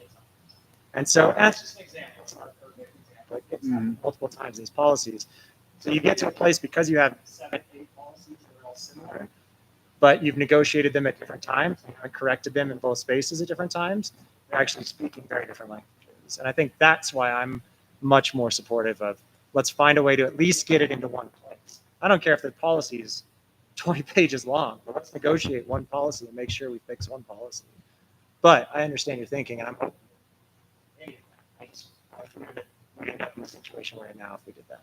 Because eventually, when you have two things, two issues addressed in one policy that conflict, one of them is going to have to get burned, right? I mean, somebody's going to get burned somewhere. There's no way to go through this process with everybody coming up happy, right? If you negotiated leave in one policy and it also mentioned catastrophic leave in the same policy, et cetera, like somewhere in there, somebody's going to get shut out or have their toes stepped on. Initially, yeah. I mean, I think, yeah. But I think that the point of that is you get to a policy where eventually you can negotiate everything within that policy. Right? Yes. Each piece, make sure you're not. Yeah, some things are not going to go well in this conversation. Just so everyone's aware, like there was multiple times in this conversation, I was like, David, I don't want to mess with this because it's a massive problem. It's going to be, somebody's going to get burned on this in terms of a benefit or something somewhere along the line. There's no way to make it perfectly equitable for everybody. But at the same time, I have multiple things popping up right now. Like, I don't know, do I pay a person out for something if the policy clearly says they can't have those hours? Or do we say, no, sorry, you broke policy. We probably should have informed you about that 10 years ago when we started breaking policy. My opinion is they or not. It's not their fault. They're in that position, but it's a policy that was negotiated that's being broken. So yeah, I think we're already having that issue. Somebody's getting burned right now. You can say it's a district, you can say it's certain employees that are being treated differently from year to year at times based upon when they retire or when they resign. It's really complicated. So yeah, I think you're right. I think this initial change is going to be really hard, and it may not even be something that gets negotiated through, but I'm pretty strong in my recommendation of it. It's one of the few times I'm really passionate about this because we have too many people that are not. We're not able to help them in the way that we should be able to help them. And I can go deeper into that if you'd like. I think right now, for example, if we just paid $10 an hour for everybody who is over their max accrual for their personal leave, we would owe $40,000 at the end of this year minimum. And that's if you pay $10 an hour for every hour of personal leave that's currently over the accrued sick and personal leave combined policy. Somebody's getting burned already. Probably, I don't know. I don't know what the answer is. And I don't mean that I'm not saying that to like incite anything. I'm just saying it's going to be a tough conversation. And I think there's got to be a lot of perspectives brought into it. Yeah, I mean, I think bringing everything into one PTO policy that can be managed makes the most sense to me. I feel like reading through all those policies again, especially things like the sick leave bank, that's just a disastrous policy that doesn't make a lot of sense to me. So I think bringing them all under one policy that we can manage efficiently. And then I think the money thing is really important. So I think there's going to be the tough pieces to negotiate of how many hours, is the 2 weeks off sufficient, right? Is the half day of PTO, like those kinds of things are going to be the tricky parts to negotiate. But then I think ultimately I would defer to the business department to run the money to tell us like, this is not sustainable. This is kind of where we see the accrual needing to be for the district to not. Yeah, because you gave that example at 6 to 7 years, but the reality is probably the majority of people who have that many hours are going to be at the $80 per day payout. So then we're looking at hundreds of thousands of dollars versus $40,000. So yeah, I say let's make it simple, and then let's defer to you guys to give us good numbers and see what's actually feasible. But yeah, I really don't like having all the different policies. I don't think it makes any sense. I'm pretty clear that I think the sabbatical and long-term leave are not good policies either and should just go away. Like, as I mentioned before, I think the long-term leave gets accounted for with that other thing. So, You have what you need. I do. I hear clearly. I don't want to send staff down the road. If you guys, in the end, when you get the pushback, because you're going to get pushback on something, right? If we're going to say status quo can change, we will go do the hard work and we will find the best solution we can. Just when the pushback comes, we cannot say, oh, well, that was hard, so we're just going to leave it alone. Say that because I've been here for 13 years and we've done it multiple times, right? So I know it's a real thing and it's got real reasons to it. So I hear you guys saying we're going to go ahead and lean in. I'll talk to CBT and we'll have hard conversations and we'll get through it and we'll bring something great that has the best benefits, the most clarity for the most people, and reduces the most impacts to the most people. We'll do it. We'll figure it out. We can. Can I say one more thing, David, too, just really quickly? I think it's going to be a hard conversation. I hear what you're all saying, but you came to me and you said, how do we make this better for staff? And my whole intention of getting the job is how do we make things better for staff? So while it's a hard conversation, it's also like this is the conversations we need to have to support our staff. And so for me, if we can enter into the negotiation conversations with that mentality, then we're going to get there. And I think it's going to be a great policy. That's where we're coming from, I think. So I have a closing comment, and this was a conversation that David and I had. We are negotiating in good faith. We are putting our best options to CBT. We are not playing games. We're not saying you get 4 days of PTO and then arm wrestle to get 2 weeks. We're putting our best foot forward. This is our best swing and our best opportunity. And we hope that CBT will understand that and meet us. I know that there'll be things that they will disagree on, but where we can agree and where we can see the big picture, to please do so. All right. I want to finish up the pink ones. It's the opposite of the four purple ones. I think it has to do with benefits. Who gets benefits what? Currently, different people in different classifications get different benefits. And you got a GB, all people get staff fringe benefits. And then you got a support staff get a different set of benefits defined differently. You can't have that. For benefits, it's the opposite of the one around hiring. I think for benefits, it needs to be you're an employee here. It all goes into B policy. Therefore, you would let go of something like G, D, B, D, because you cannot say that here support staff get a definition of benefits and up here it's different. It's either or. And in this case with benefits, I believe the best solution from legal and myself is you put those definition of benefits all in a B policy for all staff. It's the exact same, because in that instance, it's an issue of how do we take care of our people, not whether you have a license or not. So we're not trying to give that. And nobody has, but they don't talk together with sufficient consistency and cogency. So that's why the pinks are there. And then they're also separating out. If you do extra and you go above and beyond, you got to be paid, right? That's earned. You got to be paid out. And we got to figure out how to do that versus having any kind of confusion or anybody having special access to something to get to those benefits that we give our people to make sure they enjoy their work, enjoy their job, can take care of their family. I'm going to pause, Joe. That's my presentation, which was really stinking long. And the guy behind me who traveled, thinking he could just slip in and out. I'm feeling really bad on technology, but I think it's time to pull it. I think you've got the action items in front of you. I don't think you need anything else from me. I think it was important we take this long meeting and do this because there was confusion amongst our staff. And I got to go in Friday and try and do my best job. Yep. I would say the only component, circling back, Matt, on the first reading component, I think it's more of an administrative thing to kind of get the ball rolling. I guess when that motion comes in, if we feel like we want to pull some out and not start that ball, maybe we motion it so it's voted separately. I'd hate to have 20 votes, but maybe we can do that.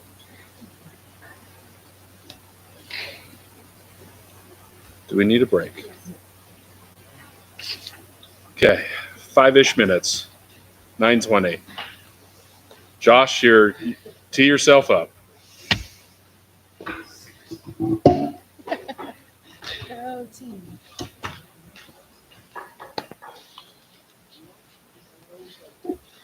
Mics are off.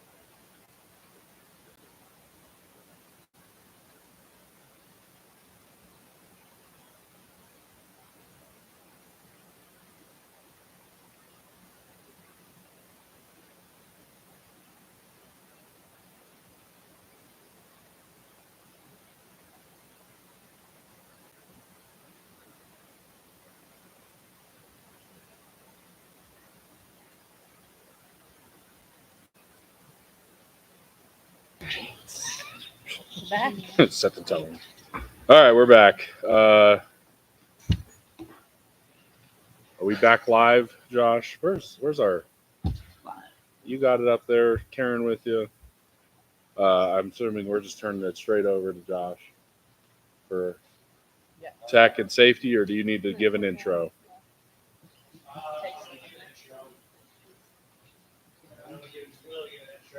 Okay. So just starts with this request. Josh comes on board. Before Josh came on board, we hired a consulting firm to come in because we were transitioning after a long-term leader in technology to say, hey, give us a consulting, look at our system. Where are we good? Where are we bad? Where do we need to update? That's where we started. That kind of outlined things, brought Josh on. We know that we're looking at changing assets, facilities at Kesner and where the old administrative building in HEA is currently housed. All of our fiber systems come into the basement at HEA, then go over to Kesner, and then go to our schools. So if we change those facilities, then we have to change our fiber situation. There's Josh's opening. Josh has come back. He has solved that problem and has figured out how to rebuild our entire system and getting us ready to go forward 10 years, because we're kind of at the end of a cycle where we invested a ton 15 years ago and it's run its course. And now we need to buy the system that'll get us the next 10 years. And all the managers have gotten behind this. And I think he's figured out how to take a humongous bill and make it a very, very small bill. So I'm pretty proud of that. And it's pretty comprehensive. It's not just moving a wire. It is rebuilding our entire technology system, which includes all of your security systems, door access, phones, radios, lockdown buttons. All that is included. It's not just making a computer turn on. It's all of our systems and how they interact. So, Will, anything else you want to add before you turn it over?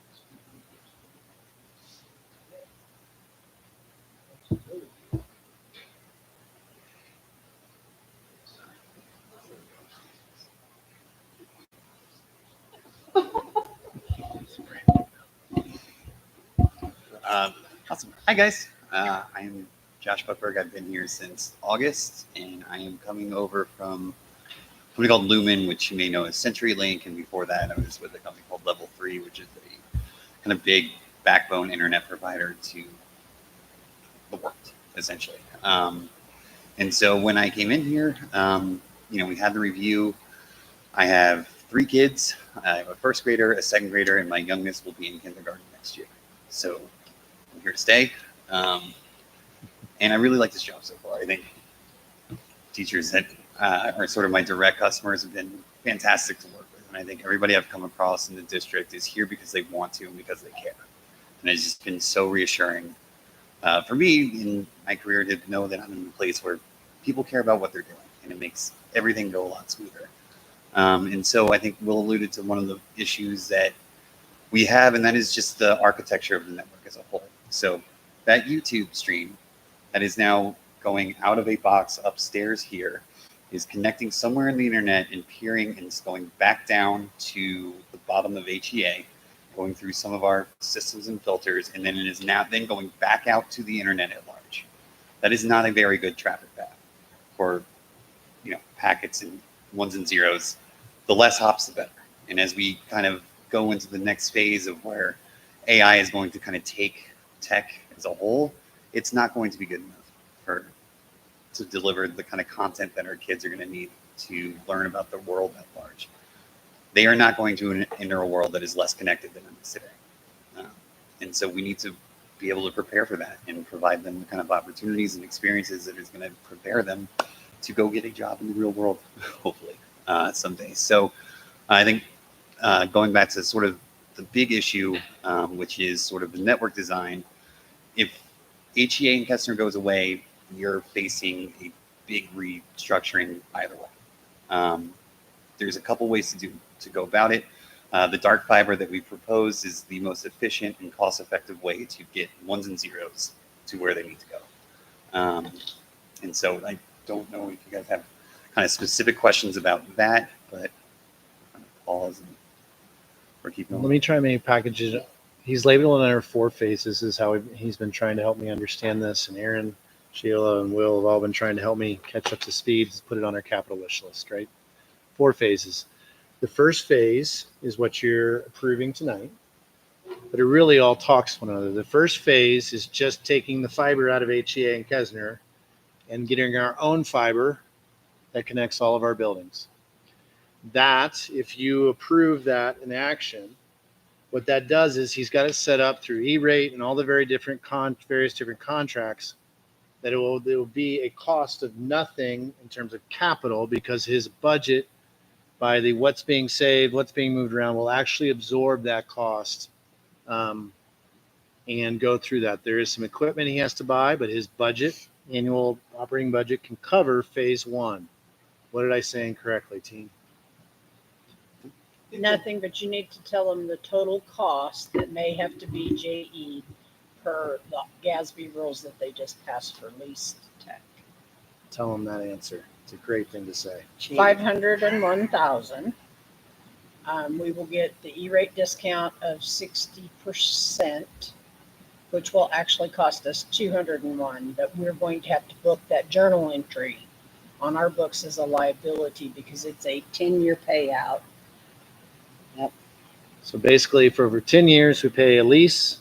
Another company comes in and builds the wire, leases it to us. It's just ours, though, right?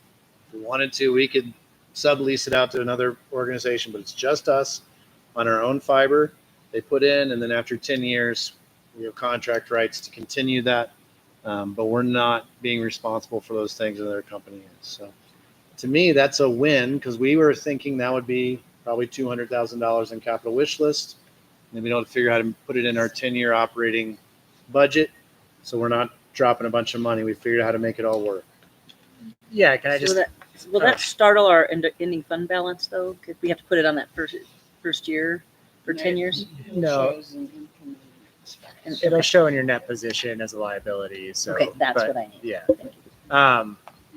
The only other thing that I would say to that, David, is the way that we're fixing the financial obligation is because of our current fiber setup. And Josh, you can correct me if I'm wrong on this, but we currently have 4 charter accounts basically where we're getting internet into the district. This builds one line all the way from elementary out to here, which means you can have one entry point at Longfellow, one entry point here. If at any point in the line it gets cut, you're still getting internet from both sides. So you don't need a third one.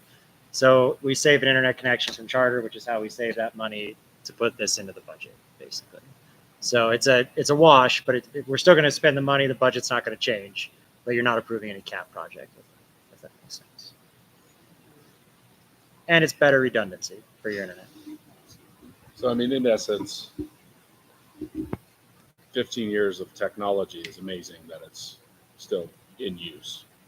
Like we're at the end of a useful life with outdated technology, for one. We have to move the fiber line and we're getting, we may not be getting the Cadillac version, but we're getting something that's affordable, efficient, will work, long-term solution. And at the end of the day, we're kind of rebuilding a network based on new technologies that are out there, and you know that those will change because it's evolving so quickly, but it is what it is. Yeah, I think the big thing with AI coming is that nobody actually knows how it's going to scale, how it's going to monetize, like what is going to come to market that is going to be of value to the educational environment. So really the only thing we can assume is that there's just going to be more ones and zeros. We don't know like what they're going to be connecting to, what they're going to be talking to, but we need to be scalable to understand that like people are going to have smartwatches, multiple phones, computers, laptops, Internet of Things, of like sensors all over the place. Those all have to talk to each other. And what this network does is it allows us to avoid some real estate problems that we could run into in the buildings themselves. So let's say we do need, a couple servers to run this new academic program. With the fiber network, we don't have to centralize those. So where we have rack space, in order to provide adequate power and cooling, this will allow us to move that equipment there. So our kids we don't have to have like a full stack of, blinking boxes here, and the middle school and the high school. We can just have one stack of blinking black boxes that can distribute the content throughout the network to all the schools. I just want to say thank you for reducing it down to my level, blinking black boxes, and that was actually really helpful. Yeah. I think the other thing that, this went out to bid, and the bid that was selected, and it's too bad that the gentleman had to leave, but the bid that was selected, it wasn't the top, it wasn't the bottom, it was one in the middle that we thought we could make work, that also is buildable on. Right, it's like a Lego. You can build this, but then next year in the future, if you wanted to add to it, you can, which I think is important. It's important. This isn't just the installation, the construction, also the maintenance of it. So if something goes wrong that we can't fix internally, or I just point to Josh, that he can't fix internally, or Jake, they come out and do that piece of it. I think there's some questions that probably will come through here from what is a WAN redesign and what is an Active Directory. You can look at those and, like I said, ask. But we've really got it figured out on how we're not starting with all $200,000. When Josh and all the managers met, and we prioritized everything we wanted, from tracks to buses to cooking equipment. Everybody finally gave their 2-minute spiel, and everyone's like, you win, to Josh. And okay, I understand. And so there was no debate over I need a bus over this. It was, we need this as a district to continue to function. And between a grant that was written and some of the E-rate, the costs have continued to come down. Depending on what happens with the grant that we talked about earlier, some of these costs are rolled into that. Worst case scenarios, we get nothing from the grant. We can still get it covered. So let's look. So on your capital wish list, you'll see projects funded through maintenance or tech. You'll see technology, dark fiber, phase 1. Bottom of that page 1, 20,000 years for 10 years. These guys have figured out how to put it into his operating budget. Phase 2, 3, and 4 are up in the highest recommended projects. The first one is phase 2, Active Director. What we need to do is our current servers are no longer going to be served as of April. Correct? Diane's right. So we have to then move to the cloud. Basically, we're going to have to make that move, and that means resetting up what he calls our Active Directory, which is basically who has access. Because right now, after a decade or more of use, looks like someone's junk drawer, so to speak. If you know where things are in your junk drawer, I'm sure it works. But you need to have it reorganized in that sense. This would pay for someone to come in and build the whole thing and put it into the cloud. That's what phase 2 is. How'd I do, Josh? Great. Getting better. Yeah. So phase 2 is at $50,000 approximately. We would use all of the this year and next year's assigned revenues to buy that down, and we think there'll be a remainder of $26,000. So that's why that's on your capital wish list. There. Questions or comments on that one? We checked into walkie-talkies. We did. That goes to phase 3. Yep. Let's talk about phase 3, walkie-talkies, because this is your first responder network. There's a lot of pieces. So our phone system, it's an IP computer-based phone system, but as of April again, it's no longer being supported by the industry. It's so old, right? So this is also an insurance-based thing with our mod rating. It's why we had to go to two-factor authentication, and it's some of these things because we will be open to hacking and different malware and other negative experiences like our county had. So this is an essential thing. So phase 3 lets us put all that also into the cloud to be supported.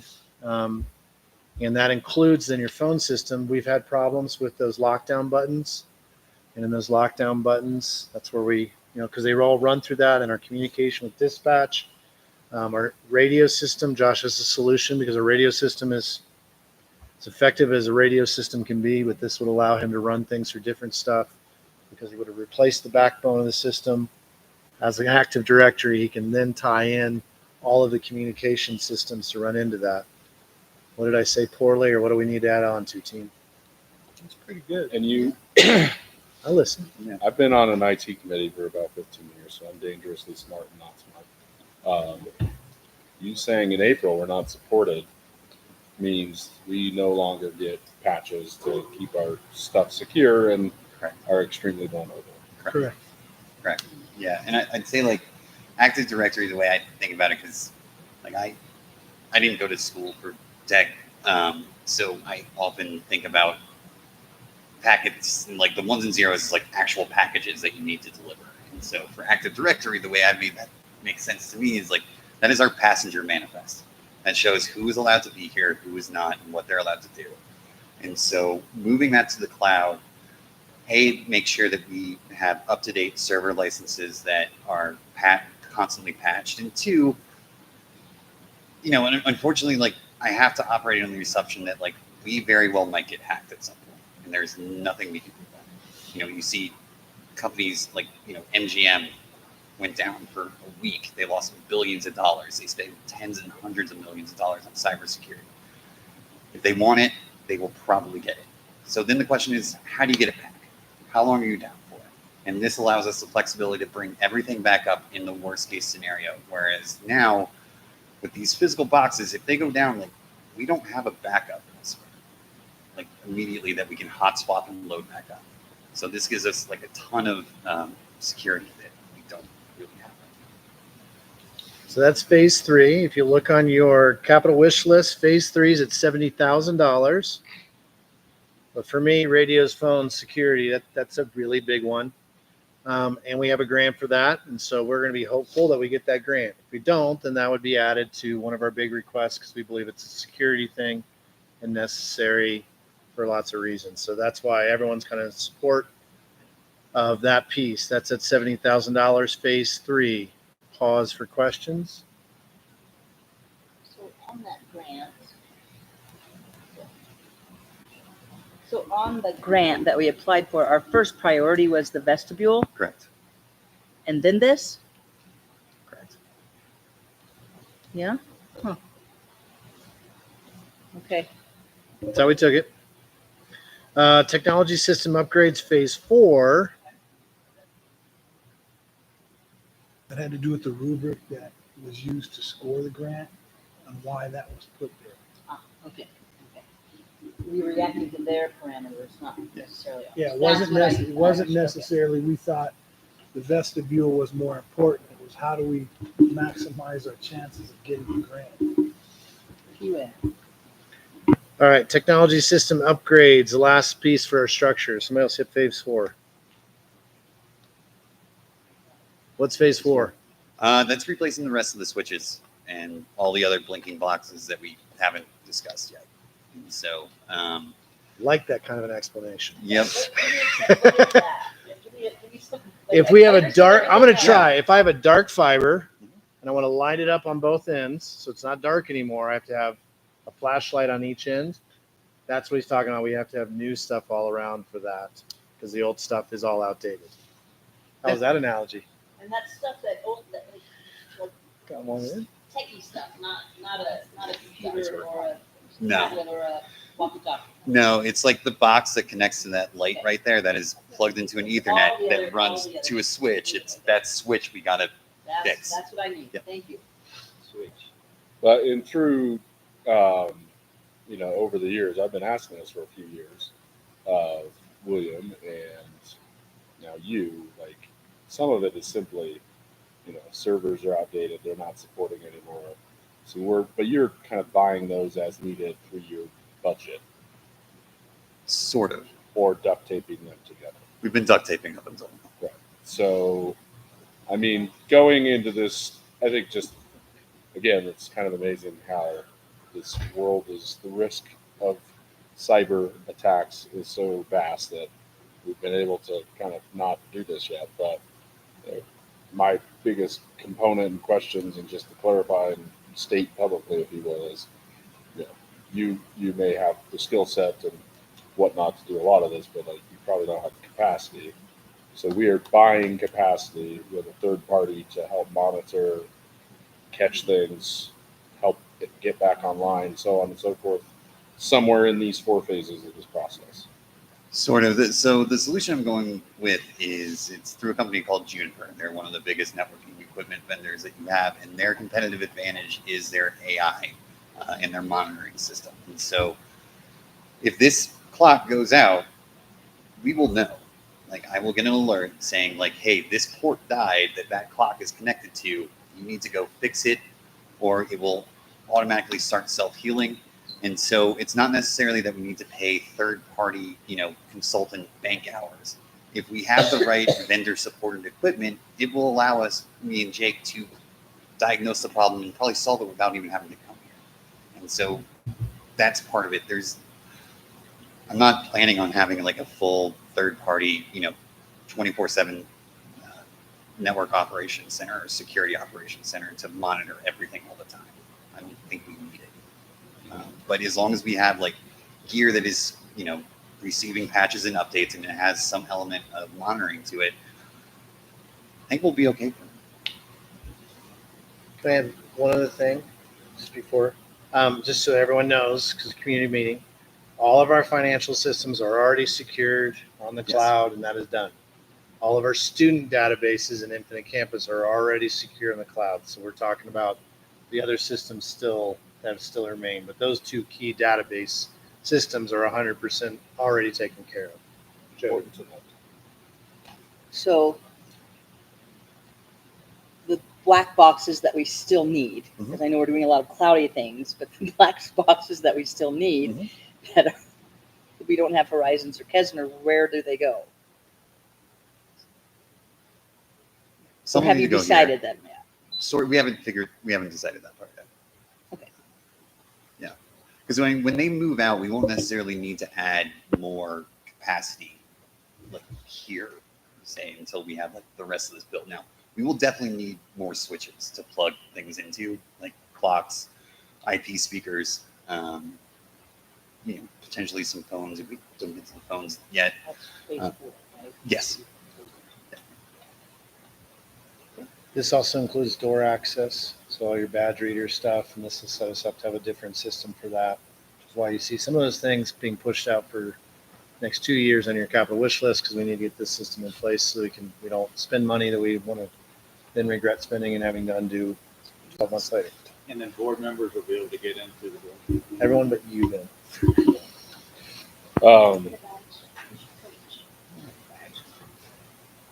I don't know if it's worth your time. You can tell me if it is or not. Obviously, we are one big infrastructure network, but so is the county, so is the hospital, valuable assets, all those types of things. Like, have we had conversations with them? Do we need to have any conversations with them to make sure, our system? I'm not saying that we should share systems and networks and all that, because I'm sure it just bogs down and speed and all those things. But is there a benefit to partnering with the hospital or the county for something like this, or not really? I'll answer that one. I think there could be benefits, but we need to get our system up, and then we can figure out how our systems might talk to each other. Yeah, I know Josh has worked with the city and tried to talk to private people, but again, it's all you got to get that backbone built. Once you have the backbone built, that opens up opportunities for partnerships. That'd be later on, and that's it. And is that the same answer for like whatever recently was announced with visionary broadband and like the grants they're getting and that kind of stuff to help build? I mean, part of it's probably not Chaffey County Salida, but it's like to build the fiber networks, right? Yeah, so I actually called them, and I've had a discussion with them as soon as I saw that news article. Because so the fiber network is what I'll call like east-west traffic, right? That is like intra-building, intra-district traffic. To get out of Chaffey County, that is what the visionary stuff does. And so like we can have, you know, the east-west stuff partnerships, it can make sense if you have, you know, similar systems that, you know, in a disaster recovery scenario, it might make sense to have maybe something somewhere else that's not like at the district. But that's not really going to help us get to YouTube or Google. That is like what the visionary stuff, and I was kind of talking to Seb about it. There's kind of like long haul internet transport that I'm not getting into. It's very, but yes, that is, and that's a lot of grant money is going towards that. Told you I know enough to be dangerous. So. So I think we've covered it. You know what your action item is, which is really just approving that E-rate thing, which his budget covers. That's your action item tonight, but you also have an understanding of the holistic thing. I think the team's done good due diligence and figured out not only pay one bill, which is what we assigned them to do, but actually solve multiple problems and figure out. And we've got grant dollars we're going after to, so our community doesn't have to pay for anything. And we're going to hold out hope the next time we see you, we got it all. David, with or without the grant, it's the highest priority, so. We're doing it. Yeah, we're doing it. Well, we're going to be bringing you the recommendation for sure. Okay, everybody's, thank you. So much.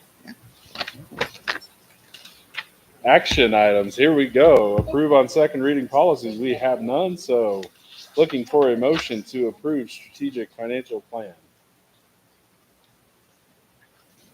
I move to approve the financial plan. Thank you, Annie. Second that. Thank you, Annie. Yep. Any comments on this? I think we've all seen that. I think we may have had some edits. David, you want to give us some feedback you've gotten, or Aaron? It's been pretty low feedback. We've had a couple people and just research some stuff. I think it's the questions we've gotten have helped us investigate different other codes, and it's got Aaron on some analysis stuff. So I think already that's what a plan's for, is to help point us to good questions, and we've gotten some. Other than that, we've gotten great support from everyone we've spoken to, and I think it's helpful to have that in. What? Make a note of some of the people that. Sorry, I'm late. So it's like, I just think that I can take kind it. of a Take quick, like, some Yeah. of the people that contributed. Just the people that contributed to it is what Kim's saying. So we ran it through DAC. We ran it through 2 listening sessions with the community. We had 1 community member show up at the first one. What do we have, 9 or 10 at the second one? 3 of you were at that. Yeah. And so good chunk of people there. We ran it through CBT initially when we first were discussing a lot of these, not this final version, but when we were first discussing a lot of the parameters. So we've run through staff, we've run through the board, we've run through the DAC, we've run through the community. I did hold a listening session for staff if they're interested after school. When 2 managers show up, I did also offer listening sessions during the professional development day. They canceled most because there was no interest, but 1 person did show up. So those are some other opportunities. And so approving of this kind of needs public Yeah, I mean, we're going to continue to get feedback on it. The survey's still up. So next year you could revisit it. It's not like Key we're thing is stuck when you in get your this. budget, that's how I want to build a budget. Yeah. So that's how we're going to talk about it. comments. We'll approve it. All right. Dr. Breckenridge-Pettit. Dr. Hill. Mr. Hobbs. Mrs. Lundberg. Aye, I heard her. Mrs. Pascal. Aye. Ms. Schickman. and Mr. Smith. Okay. Looking for a motion approving resolution 2024-07, declaring the critical shortage of teachers. And you can read the rest of it there. So moved. Thank you. I'll second. Thank you. David, anything we need to know that we haven't discussed? No, I'm already? excited to get this opportunity out to our veteran staff. I think it's going to be great for quite a few of them. It's going to make for some interesting cash out situations as they head towards a retirement, but we will navigate it. And I'm very excited to offer this. Next Wednesday, we're hoping to have an informational setting. So Will or I will send something out to staff tomorrow if this passes.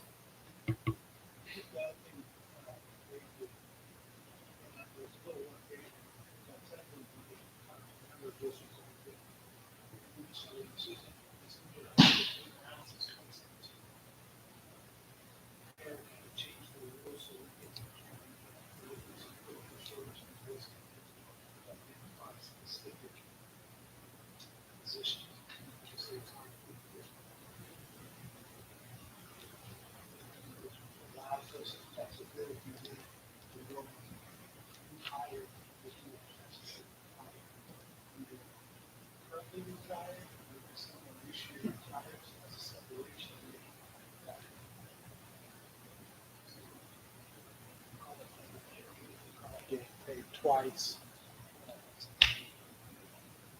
Saves the district some money to do that.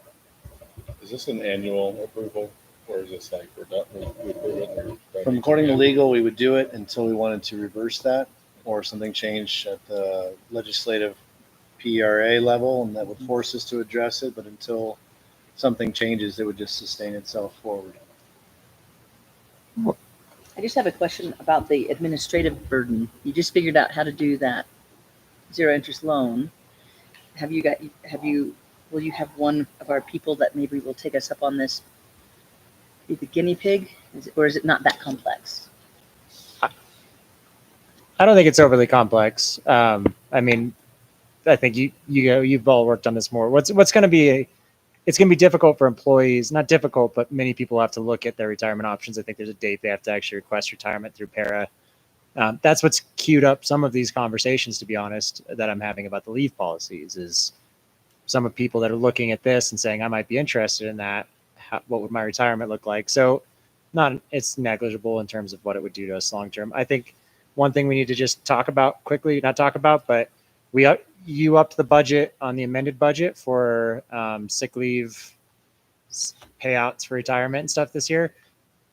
If 5 or 6 people do this, it's probably going to break that budget line. I won't be able to tell you exactly how much, but until we know exactly how many people take us up on this year, we can adjust it for next year, but there is definitely probably going to be some budgetary impact to this for sure. We do expect a surge. But the people we've talked to, we believe will stay.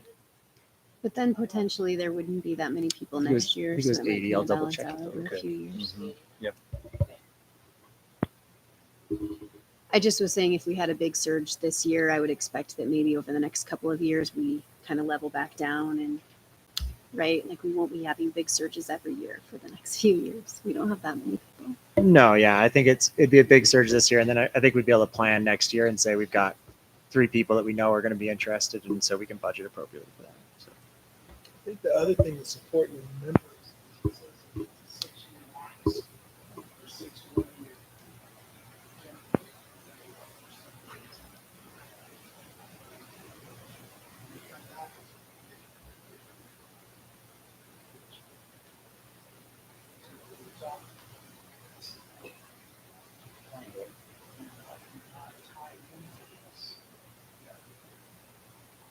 Great benefit, but there's risks involved for the individuals.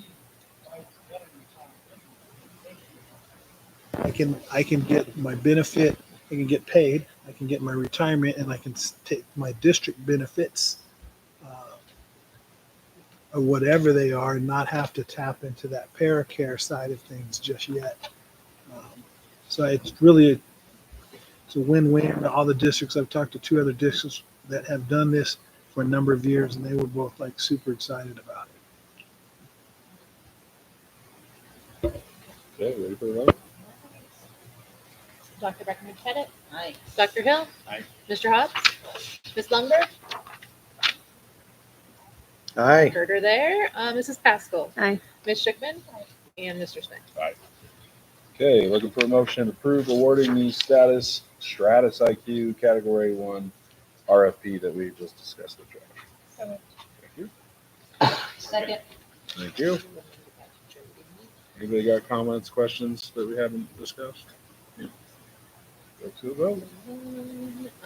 Dr. Breckenridge Pettit. Aye. Dr. Hill. Aye. Mr. Hobbs. Aye. Mrs. Lundberg. Aye. Heard her there. Mrs. Pascal. Aye. Ms. Schickman. And Mr. Smith. Aye. Okay, looking for a motion to approve 627 Oak Street remodel final phase design.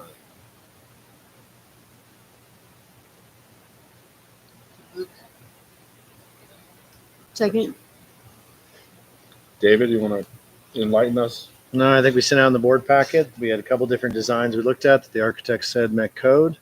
I know I talked to Mr. Hill and just tried to get opinions and different stuff. And I think we found a resolution that mitigates the most concerns. I don't think it mitigates all the concerns because anytime you have a bathroom space, it is a private space, right? And so anytime you have minors with adults or supervising minors in a private space, there's always going to be concerns. Those are one of our hardest spaces, no matter where we do it. So I think the cost, when I talked to John Diesel and DSI, who would be the builder, he said there's negligible. When he looked at the two designs, there's no major difference in price one way or the other. And so everyone recommended that design C, which goes down from 4 bathrooms to 3, but ensures that every bathroom has a hand sink and a little more space. So it functions more like a full private bathroom in that sense. And up to you for any additional comments. Just wondering if part of it looked like part of the wall could be removed on the HEI side. The HEA, we did get rid of all the doors into the, I'm going to say zone, right? So that's one less security and just concern. But the wall where they were looking at, that was the best design they had. We looked at some other things. We think that's the best way to also keep the security between the two buildings completely separate. Is why they kept the walls where they were. So, How do you access that storage room? through the hallway across from what would be a future serving area. So I think it's right there. Right here. Yeah. Yep. Okay. Yeah, the door, I noticed there's not a door there on that design. And then all Does that answer these your question? in between, that's just walls, like dead space. Okay. That's where plumbing goes. So how, because I know there was the ratio for bathrooms to students, and he had told us, I thought pretty adamantly, that we had to have the 4 for the HEA side. I'm assuming this means he did the calculations and we're good with 3. I don't know the answer to that because I'm not that architect and the code person. So the code people said we could do it. Which I may not be How the much best. can HEA go up to? 60? They can, I think, go up to 60 is the total count, but I'm not sure how that, which bathrooms they count in that space. That wasn't something. I just said, this is what you're paid, so make sure this will pass fire code. Yeah, I mean, This one Consideration right more, here, they didn't like. Do we really think that's enough? 3 bathrooms for 60 students? The other thing with HEA is they're not always I was just talking about that. That's true. Because Crest still has all these. So I just want to make sure, I just don't have too many different conversations. Ben's asking a question on the, It was a question. on the Crest side, could you just get rid of the wall and people go straight in? They didn't like that programmatically because kids would basically, you're kind of walking straight in and out of the bathroom. Kind of like that one. Kind of like that one. People don't like, they wanted to have some sort of separation where you moved into that zone, then went to your own private space, came out of your private space, came back into the public space. Yeah, the only feedback is that entry door to the space seems just small, like it's like a common door versus a little bigger opening, like the middle school maybe. I can ask that. I don't know. That's kind of an architectural thing, but there is no door there. It's just open. Yeah, it, But I can ask and say, should it be wider? Is that because they're going to say, can a wheelchair get through it? Is it ADA specific? If it's that, then I'm sufficient. Okay. I will be glad to ask about that. And what is the purpose of those extra sinks when all the bathrooms already have their own sink? Just in case somebody needs to wash their hands and, Okay. you know, that's Yeah. the answer. One answer was a high school girl I talked to said, I don't want to sit in front of a boy. Which Yes. I'm not making fun of. There's girl stuff and boy stuff. But having your own little room, this solves the concerns I have. I'm still not the biggest fan of this design, but I would vote for it. You're okay with that wall for privacy, for separation. It's not a. It's safe enough, if you will. Appreciate the pushback because I think it was good to say we wanted. I think that's how a board's supposed to operate. Say no, I really want to get everybody's vote on that. I think it pushed us. I think we have a better design than we had a month ago. So I'm glad we went through the process. And there's no other design changes. No other design changes. Ready for a vote? And well, one more. So obviously, service and her staff are fine. With Service this agreed design. with C. This was her recommendation as well.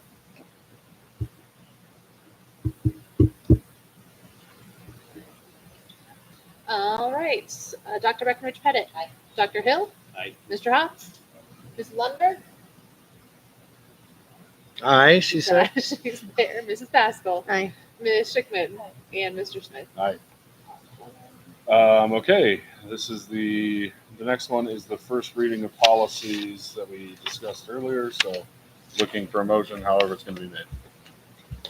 I'm gonna let Matt and Jody do that. This is column 2. Oh, Yep, this is column bucket 2. bucket 2. This is first readings. Matt, let's, you think? Well, We can't discuss. We have a motion. Oh, sorry, motion. Sorry. Okay. Second, please. Thanks, Robert. Second. You got to make one. First readings, and then you decide, and you modify it. An example could be to Pull one thing out. as recommended. My concerns are this GBA, GBA has a lot of negotiated policies tied to it. My preference would be pull that out and run that through CBT. The other ones that were number 3 and number 4, when I reviewed them, I had concerns of, they spoke to things like training of school staff for, like Phil says, crisis prevention and management and sort of protection. And I was concerned about sort of the messaging for repealing those. Apparently those 2 were recommended by our lawyer to be repealed. They conflict with the Claire Davis Act, and the Claire Davis Act spells out a lot of those things that are in our policies and sets us up in a liability situation, actually, if we have policies that are contrary to this new law. And these policies were repealed by CASB, is my understanding. They were CASB modded policies, but they didn't get cleaned up in our policy book. So my concerns on those 2 have been alleviated. I would prefer that we didn't do the first reading of this GB. Number 1. Yeah, Number 1. Got it. Just number 1. Can I just get the motion correct, Matt? Let me make sure I heard you. Matt motion to approve first reading as recommended by the superintendent with the exception of GBABA. Yeah. Thought that's what I heard you say. Question? Can we ask questions on motions? I need a second. Oh, Can I second Yeah. and then ask a question? Okay, second. That doesn't impede you from, right? But- yeah. That doesn't impede you from going to CBT this week and beginning. Okay. no, ma'am. Thanks. So what you just said is we can approve the first reading, but still bring it to CBT? No. Not approve the first Not reading approve. on, approve the first reading on all but one. Get that. So 2 through 14 we would approve. first reading. Well, And where number David one, had, where would Gababa go? Gababa would go into column 3, even though it's not negotiated. I would bring it back to you the next month. Yep, I'd bring it back to you the next month. Once I had clarity. first reading of this similar process. Yeah. Not, okay, Okay, so as a traditional policy change. you could keep track of it. Totally. Matt, what do you feel, how do you feel about number 6?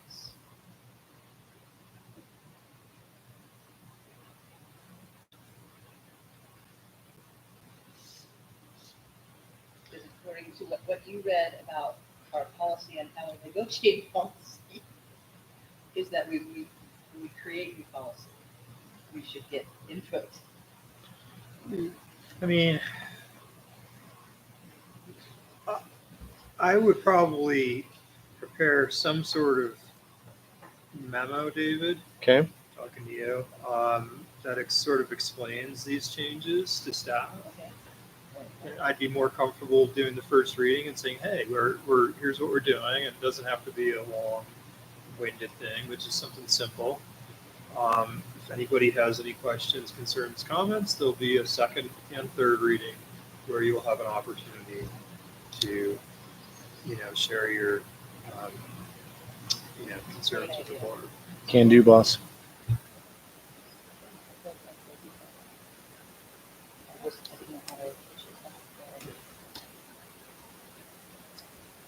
So to clarify from my notes and make sure I have it right, policies 2 through 14 on first reading. Number 1, which is GBABA, will hold. We discussed at CBT this weekend or on Friday, but then to be brought back through the traditional policy first reading at next meeting. That all sound correct as far as what I had captured. I think there was one mistake there. Yeah, I think I don't think we have to change our motion No. necessarily. It's more so for I'm capturing it correctly for minutes. Yeah, but Jababa E repeal is the very bottom purple one in column 2, which if we are holding off the That's first an exhibit. reading, No, it's number 1. no, because it's an E. Correct. But it is an Oh, God, I exhibit, see. so I'm not even sure if it really needs a first reading. I guess let's not And get that's that. why we held, it's not on the list for tonight. The exhibits and Okay. regulation policies are not on the list for tonight. Okay, thank you for that. Like I said, I'm fine approving them all and going forward because I think we're kind of semantics, if you will. Should we go discussion, first reading, discussion? We pulled the one that ties in very closely to the 2 on the negotiated. We're not going to lose it, so I'm good to move forward. Kim, did you get a first and a second? I did, yes. I have Matt as my first and Jen as my second. Is that sound appropriate? Okay. Just making sure. All right. Any other Yeah. comments, discussions, clarifications? We're ready. Ready for it? Okay. Dr. Breckenridge Pettit. Aye. Dr. Hill. Aye. Mr. Hobbs. Aye. Mrs. Lundberg. Aye. Mrs. Pascal. Aye. Ms. Schickman. Aye. And Mr. Smith. Okay, looking for a motion, acknowledge and approve section G, the non-negotiated column 1 will follow. I'll move to approve those. Thank you. This will be a simple stamp of a new date. Yes, Moving sir. on because they're good. Questions, comments? Probably should have said this in the last conversation, not this one, but I do think that we had a good discussion. We all, whatever, but there was a lot of back and forth. I know we all were upset about it, but I also do think there is the realistic component of, as a board member, wanting to see progress and not having David spend, 8 meetings just going through story, if I can follow the CBT terminologies correctly. So, I think we said 4 meetings is kind of the time frame allotted to doing this spring, and I do want to stick to that because your time is valuable, and I don't want to go through. If it's productive conversations, we can take it from there. But if they're not productive, I don't think it's worth your time to continue with them. So, sorry, I should have said that last. So,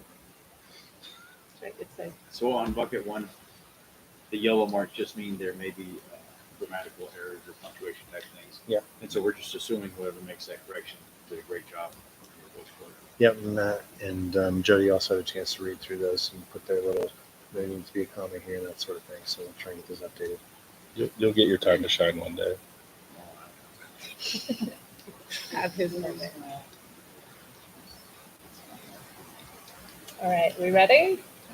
All right, Dr. Breckenridge Pettit. Aye. Dr. Hill. Aye. Mr. Hobbs. Aye. Ms. Lundberg. Aye. Mrs. Pascal. Aye. Ms. Schickman. And Mr. Scott. Aye. Good job. Great job. Board communication. One thing, food for thought.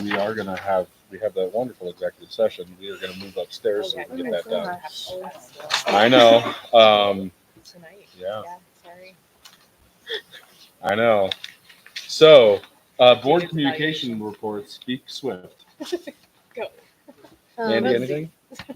Yeah, there's really nothing to report on BOCES. The last meeting, I fortunately am vice president still. And everything else, we did some amended budget stuff. Susan's doing a great job. Nothing really to report. We are working through our policies as well. Facilities. Karen, I don't know if you have anything or if you have the capacity to try, but I have no updates. So, communications? We had the listening sessions. At 50 Burgers, great.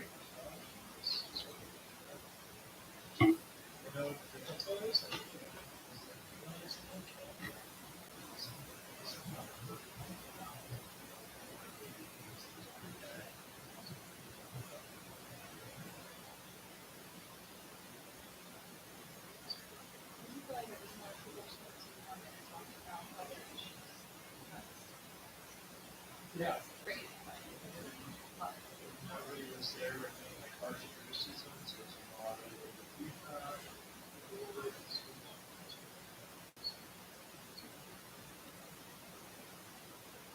Casby, Jen. Last time I looked, there were fascinating but let's see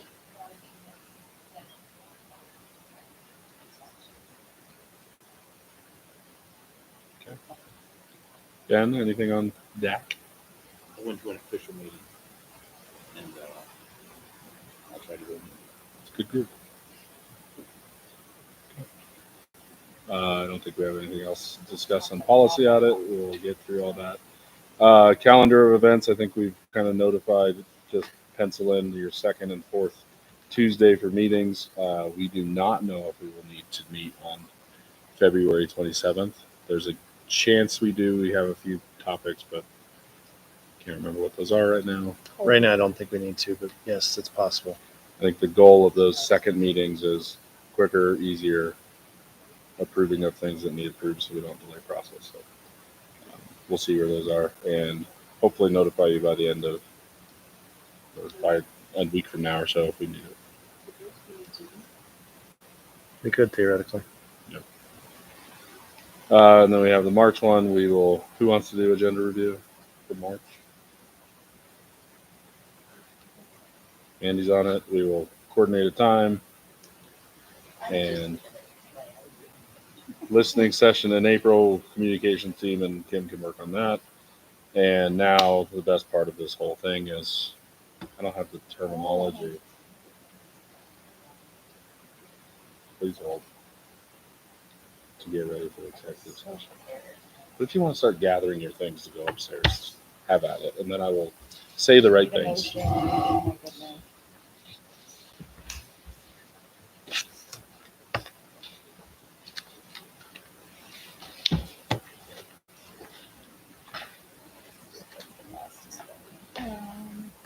Not wait, he has to say the magic words, and then we can go to executive Yeah, session. sorry, But he guys, has I to say the totally magic missed- words. Yeah,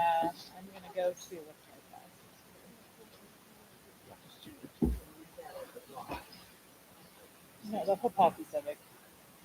Come on. We go